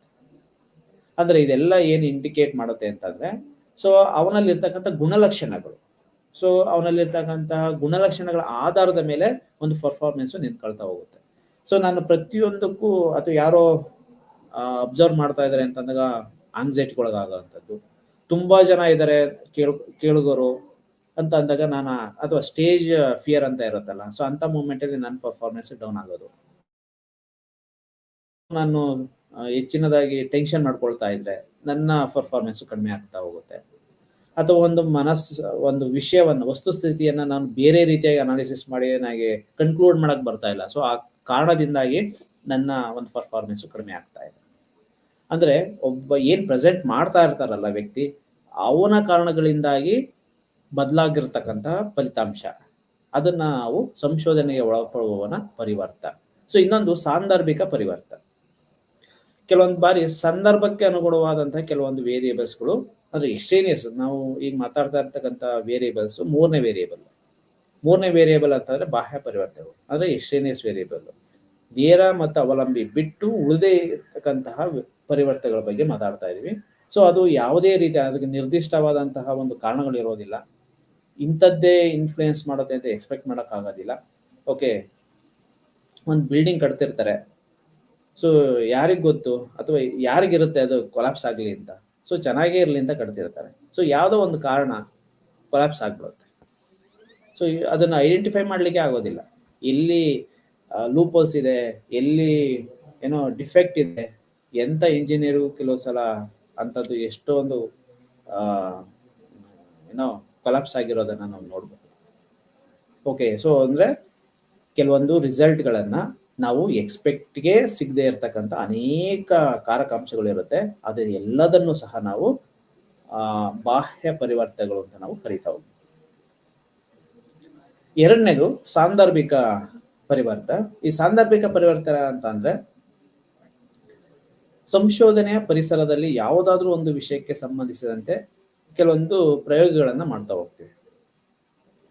ಆ ಪ್ರಯೋಗ ಮಾಡುವಂತ ಸಂದರ್ಭದಲ್ಲಿ ಯಾರು ಪ್ರಯೋಗಕ್ಕೆ ಒಳಗಾಗ್ತಾನಲ್ಲ, ಸೊ ಅಂತಹ ಅಥವಾ ಪ್ರತಿಕ್ರಿಯೆಗಳ ಮೇಲೆ ಅನೇಕ ಪರಿಸರದ ಇಂಟರ್ನಲ್ ಅಥವಾ ಎಕ್ಸ್ಟರ್ನಲ್ ಎನ್ವೈರನ್ಮೆಂಟ್ ಅಥವಾ ಪರಿಸರದ ಪ್ರಭಾವ ಅಲ್ಲಿರ್ತಕ್ಕಂತಹ ಒಂದು ಫಲಿತಾಂಶದ ಮೇಲೆ, ಅಲ್ಲಿ ಬರ್ತಕ್ಕಂಥ ಅದು ಉಂಟಾಗಿರಬಹುದಾದಂಥ ಒಂದು ಫಲಿತಾಂಶದ ಮೇಲೆ ಪ್ರಭಾವವನ್ನು ಬೀರ್ತಾ ಹೋಗುತ್ತೆ. ಸೊ ಅದನ್ನೇ ಈ ಸಾಂದರ್ಭಿಕ ಪರಿವರ್ತನೆಗಳು, ಆ ಸಂದರ್ಭಕ್ಕೆ ಉಂಟಾಗಿರ್ತಕ್ಕಂಥ ಪರಿವರ್ತನೆಗಳು. ಅಥವಾ ಅದನ್ನ ಪರಿವರ್ತನೆ ಅನ್ನೋದಕ್ಕಿಂತ ಸಿಂಪಲ್ ಆಗಿ ಹೇಳ್ಬೇಕು ಅಂತಂದ್ರೆ ಪ್ರಭಾವಳಿಗಳು. ಆ ಪ್ರಭಾವಳಿಗಳು ಪಾಸಿಟಿವ್ ಆಗಾದ್ರೂ ಆಗಿರ್ಬಹುದು, ನೆಗೆಟಿವ್ ಆದ್ರೂ ಆಗಿರ್ಬೋದು, ಕೆಲವು ಬಾರಿ ನ್ಯೂಟ್ರಲ್ ಆಗುವ ಆಗಿ ಇರಬಹುದು. ಉದಾಹರಣೆಗೆ ಹೇಳ್ಬೇಕು ಅಂತಂದ್ರೆ ಒಂದು ಪ್ರಯೋಗಾಲಯದಲ್ಲಿ ಅದು ಉಷ್ಣಾಂಶ, ಬೆಳಕು, ಶಬ್ದ ಅಥವಾ ಎಷ್ಟು ನಿಶಬ್ದ, ಎಷ್ಟು ಪ್ರಪೋರ್ಷನ್ಸು, ಅದ್ರದ್ದು ಕ್ವಾಲಿಟಿ, ಓಕೆ, ಏರು, ಅದರಲ್ಲಿರ್ತಕ್ಕಂಥ ಕ್ವಾಲಿಟಿ, ಸೊ ಪ್ರತಿಯೊಂದನ್ನು ಸಹ ಏನಾಗುತ್ತೆ ಈ ಸಾಂದರ್ಭಿಕ ಪರಿವರ್ತನೆ. ಓಕೆ, ಸೊ ಇವತ್ತು ಒಂದು ಹೋಟ್ಲಲ್ಲಿ, ಫಾರ್ ಎಕ್ಸಾಂಪಲ್ ಅಲ್ಲಿ ಒಂದೇ ಹೋಟ್ಲಲ್ಲಿ ಕಾಫಿ ಬರ್ತಾ ಇರುತ್ತೆ ಪ್ರತಿದಿನ. ಇವತ್ತು ಅದೇ ಹೋಟ್ಲಿಂದ ಬಂದಿದೆ ಕಾಫಿ, ಆದ್ರೆ ಯಾಕೋ ರುಚಿ ಬೇರೆ ರೀತಿಯಾಗಿದೆಯಲ್ಲ. ಸೊ ನಮ್ಗೆ ಅನ್ಸುತ್ತೆ ಅಲ್ಲ, ಸೊ ಎಷ್ಟೋ ಒಂದು ಸಂದರ್ಭದಲ್ಲಿ ಅನ್ಸುತ್ತೆ. ಸೊ ನಾವು ಕಾರಣಗಳನ್ನ ನಾವು ಎಕ್ಸ್ಪೆಕ್ಟ್ ಮಾಡಕ್ ಆಗಲ್ಲ. ಒಂದೇ ಒಬ್ಬರೇ ಮಾಡಿರುವಂತಹ ಟೀ ಅಥವಾ ಕಾಫಿ ಬಂದಿದೆ ಅಂತ ಅಂದ್ರೂ ಅವರಲ್ಲಿ ಇರ್ತಕ್ಕಂತಹ ಆ ಸಂದರ್ಭಕ್ಕೆ ಏನೆಲ್ಲ ವೇರಿಯೇಷನ್ಸ್ ಆಗಿರುತ್ತಲ್ಲ, ಪ್ರಪೋರ್ಷನ್ಸ್ ಅಲ್ಲಿ ವೇರಿಯೇಷನ್ಸ್ ಇರ್ಬೋದು, ಮಾಡಿರ್ತಕ್ಕಂಥ ಈಟ್ ಎಷ್ಟು ಡ್ಯೂರೇಷನ್ ಅಲ್ಲಿ ಅದು ಪ್ರಿಪೇರ್ ಆಗಿದೆ, ಸೊ ಅದು ಫ್ರೆಶ್ ಅಥವಾ ತುಂಬಾ ಸಮಯದ ನಂತರದ ಟೀನ, ಸೊ ಇದೆಲ್ಲ ಕಾರಣಗಳು ಇಂದ ಅಲ್ಲಿ ಬಂದಿರತಕ್ಕಂಥ ರುಚಿಯ ಮೇಲೆ ಪರಿಣಾಮ ಬೀರ್ತಾ ಹೋಗುತ್ತೆ. ಓಕೆ, ಸೊ ಇಂಥದ್ದೇ ಹೋಟ್ಲಲ್ಲಿ ಬರ್ತಾ ಇತ್ತು, ಇಷ್ಟು ರುಚಿಯಾಗಿತ್ತು, ಇವತ್ತು ಯಾಕೆ ಬಂದಿಲ್ಲ ಅಂತಂದ್ರೆ, ಸೊ ಅದಕ್ಕೆ ಕಾರಣಗಳು ಹಲವಾರು ಇರ್ತವೆ. ಅದನ್ನ ನಾವು ಅನಲೈಸ್ ಮಾಡ್ತಾ ಹೋದಾಗ ಆ ಅನಲೈಸಿಂಗ್ ಫ್ಯಾಕ್ಟರ್ಸ್ಗಳ ಇಲ್ಲಿ ಬಾಹ್ಯ ಪರಿವರ್ತಕಗಳು ಇಂಥದ್ದೇ ಕಾರಣ ಅಂತಲ್ಲ, ಏನ್ ಬೇಕಾದ್ರೂ ಸಹ ಒಂದು ಕಾರಣಗಳು ಆಗಿರಬಹುದು. ಓಕೆ, ಸೊ ಇಷ್ಟು ಪರಿವರ್ತನೆಗಳ ಬಗ್ಗೆ ಇರ್ತಕ್ಕಂಥ ಮಾಹಿತಿಗಳು. ಅಂದ್ರೆ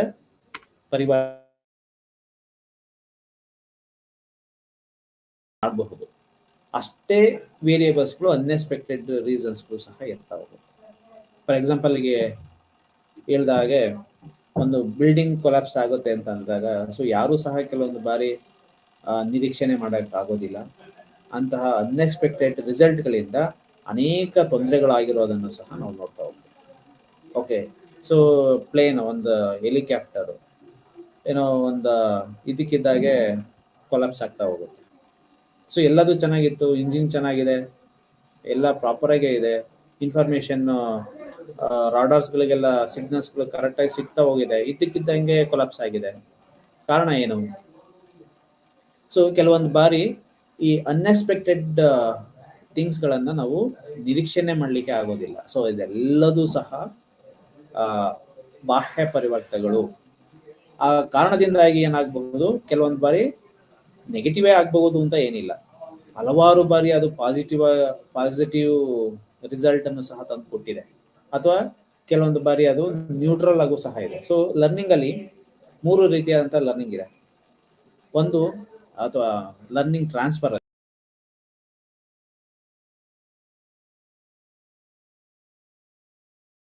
ಈ ಎಸ್ಪೆಷಲಿ ರಿಸರ್ಚ್ ಈ ಎಕ್ಸ್ಟೇನಿಯಸ್ ವೇರಿಯಬಲ್ಗೆ ಪ್ರಾಪರ್ ಆಗಿ ಅಪ್ಲಿಕೇಬಲ್ ಆಗುವಂತ ಒಂದು ಲಾಜಿಕ್. ಆ ಲಾಜಿಕ್ ಏನಪ್ಪಾ ಅಂತಂದ್ರೆ ಕಲಿಕೆ ಅನ್ನೋದೇ ಆದ್ರೆ ನಾವು ಸೊ ಏನೆಲ್ಲ ಹೊಸ ವಸ್ತುಗಳನ್ನ ಅಂದ್ರೆ ಸತತ ಪ್ರಯತ್ನ ಅಭ್ಯಾಸಗಳಿಂದಾಗಿ ನಮ್ಮ ವರ್ತನೆಯಲ್ಲಿ ಕಂಡು ಬರ್ತಕ್ಕಂಥ ಶಾಶ್ವತ ಅಥವಾ ತಾತ್ಕಾಲಿಕ ಬದಲಾವಣೆಗಳನ್ನ ನಾವು ಕಲಿಕೆ ಅಂತ ಕರಿಬಹುದು. ಸೊ ಅದು ಪರ್ಮನೆಂಟ್ ಆಗಿ ಇರಬೇಕು ಅಂತ ಏನಿಲ್ಲ, ಒಂದು ದಿನದ ಮಟ್ಟಿಗೆ, ಅದು ಒಂದು ಕ್ಷಣದ ಮಟ್ಟಿಗೆ ನಮ್ಮಲ್ಲಿ ಬದಲಾವಣೆಗಳಾದ್ರೂ ಸಹ ಅದನ್ನ ನಾವು ಕಲಿಕೆ ಅಂತ ಕರಿಬಹುದು. ಆ ಕಲಿಕೆ ಕೆಲವೊಂದು ಬಾರಿ ಟ್ರಾನ್ಸ್ಫರ್ ಆಗ್ತಾ ಹೋಗುತ್ತೆ. ಸೊ ಅದನ್ನ ಧನಾತ್ಮಕ ಟ್ರಾನ್ಸ್ಫರ್ ಅಂತಾನೂ ಕರಿತೀವಿ, ಋಣಾತ್ಮಕ ಟ್ರಾನ್ಸ್ಫರ್ ಅಂತಾನೂ ಕರಿತೀವಿ.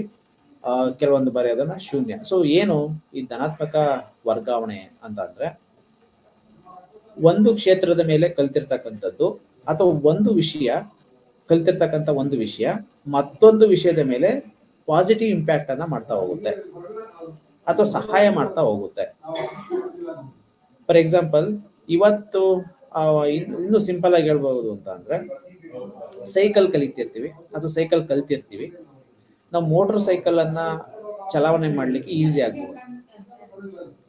ಸೊ ಇದು ಕಲಿಕೆ, ಅದು ಕಲಿಕೆ.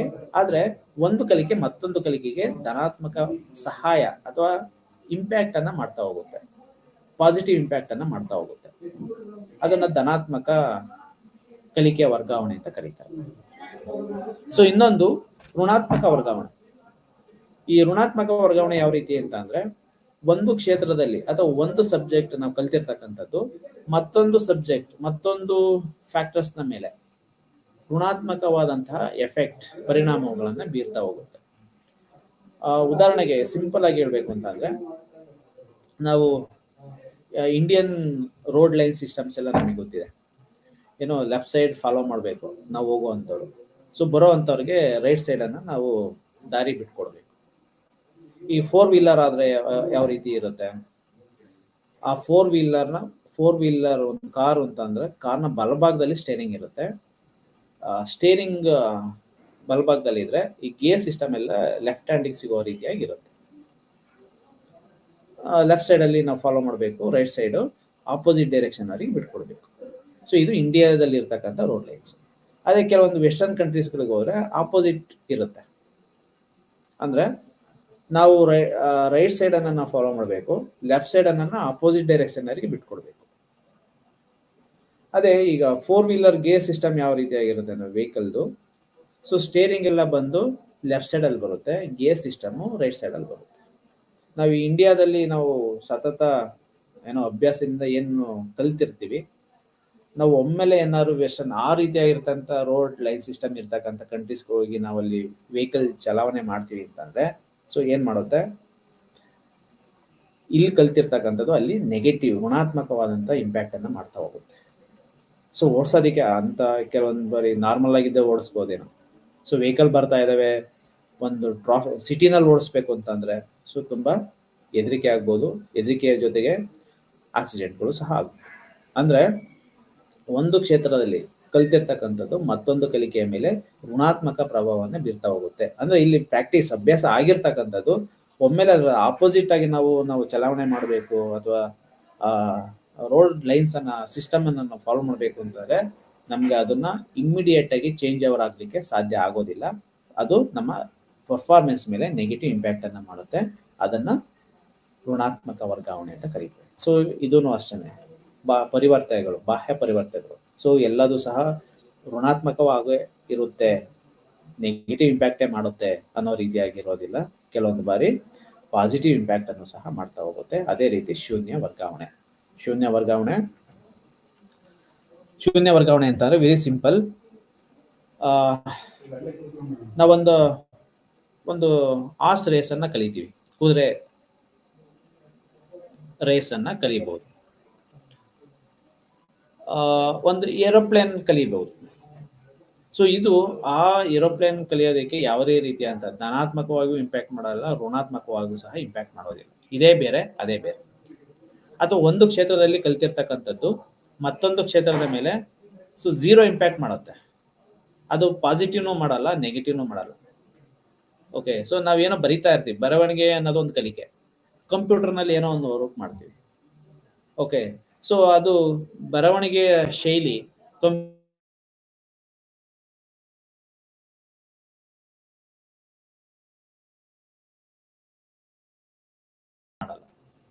ಸೊ ಅದನ್ನೆಲ್ಲ ಯಾವುದು ಪಾಸಿಟಿವ್ ಆಗಿರಲಿ ಅಥವಾ ನೆಗೆಟಿವ್ ಅಥವಾ 0 ಇಂಪ್ಯಾಕ್ಟ್ ಮಾಡುತ್ತಲ್ಲ, ಅದನ್ನೆಲ್ಲ ಸಹ 0 ಪರಿವರ್ತನೆಗಳು ಅಂತ, ಅಥವಾ ವರ್ಗಾವಣೆ, ಕಲಿಕೆ ವರ್ಗಾವಣೆ ಅಂತ ಕರೀಬಹುದು. ಸೊ ಇಲ್ಲೂ ಅಷ್ಟೇ, ಎಕ್ಸ್ಟ್ರೇನಿಯಸ್ ವೇರಿಯೇಬಲ್ಸ್ಗಳಲ್ಲಿ ಎಲ್ಲದೂ ಸಹ ಪಾಸಿಟಿವ್ ಅಥವಾ ನೆಗೆಟಿವೇ ಆಗಬೇಕು ಅಂತ ಏನಿಲ್ಲ. ಸೊ ಕೆಲವೊಂದು ಬರ್ತಾ ಇರುತ್ತೆ, ಕೆಲವೊಂದು ಸೌಂಡ್ ಬರ್ತಾ ಇದೆ, ಕೆಲವೊಂದು ಇಂಟರ್ನಲ್ಸ್ ಮತ್ತು ಎಕ್ಸ್ಟರ್ನಲ್ಸ್ ಎನ್ವಿರಾನ್ಮೆಂಟಲ್ಲೆಲ್ಲ ಅನೇಕ ಬದಲಾವಣೆಗಳು ಆಗ್ತಾ ಇದೆ. ಪ್ರತಿ ಕ್ಷಣದಲ್ಲೂ ಪ್ರತಿ ಸಂದರ್ಭದಲ್ಲೂ ಆಗ್ತಾ ಇದೆ. ಬಟ್ ಅಂಥ ಬದಲಾವಣೆಗಳು ನಮ್ಮ ಪರ್ಸ್ನಾಲಿಟಿ ಮೇಲೆ, ನಮ್ಮ ಎಮೋಷನ್ಸ್ ಮೇಲೆ, ನಮ್ಮ ಫೀಲಿಂಗ್ಸ್ ಮೇಲೆ, ನಮ್ಮ ಮೂಡ್ ಮೇಲೆ ಅಥವಾ ನಮ್ಮ ಪರ್ಫಾರ್ಮೆನ್ಸ್ ಮೇಲೆ ಯಾವುದೇ ರೀತಿಯಾದಂಥ ಪರಿಣಾಮಗಳನ್ನು ಬೀರ್ತಾ ಇಲ್ಲ. ಆದರೂ ಸಹ ಅವು ವೇರಿಯೇಬಲ್ಸ್ಗಳು, ಅವು ಎಕ್ಸ್ಟ್ರೇನಿಯಸ್ ವೇರಿಯೇಬಲ್ಸ್ಗಳು. ಓಕೆ, ಅವುಗಳ ಇಂಟೆನ್ಸಿಟಿ, ಅವುಗಳ ಒಂದು ತೀಕ್ಷ್ಣತೆ, ಅವುಗಳ ಒಂದು ಸ್ವರೂಪಗಳ ಆಧಾರದ ಮೇಲೆ ಪರಿವರ್ತನೆಗಳು ತನ್ನದೇ ಆದಂಥ ಸ್ವರೂಪಗಳನ್ನು ಪಡ್ಕೊಳ್ತಾ ಹೋಗುತ್ತೆ. ಇದನ್ನೇ ಪರಿವರ್ತನೆಗಳು ಅಂತ ಕರೀತಾರೆ. ಓಕೆ, ಸೊ ಏನೋ ಒಂದು ಪರ್ಫಾರ್ಮೆನ್ಸ್ ಮಾಡ್ತಾ ಇರ್ತೀವಿ, ಏನೋ ಒಂದು ಬ್ಯಾಡ್ ಸ್ಮೆಲ್ ಬರ್ತಾ ಇರುತ್ತೆ, ಸೊ ಏನು ಇಂಪ್ಯಾಕ್ಟ್ ಮಾಡೋದಿಲ್ಲ. ಅದೇ ಜಾಸ್ತಿ ಹೊತ್ತು ಬರ್ತಾ ಇದೆ ಅಂಥದ್ದೇ ಸ್ಮೆಲ್ ಅಂತ ಬಂದಾಗ ಹೆಡ್ಏಕ್ ಬರುತ್ತೆ.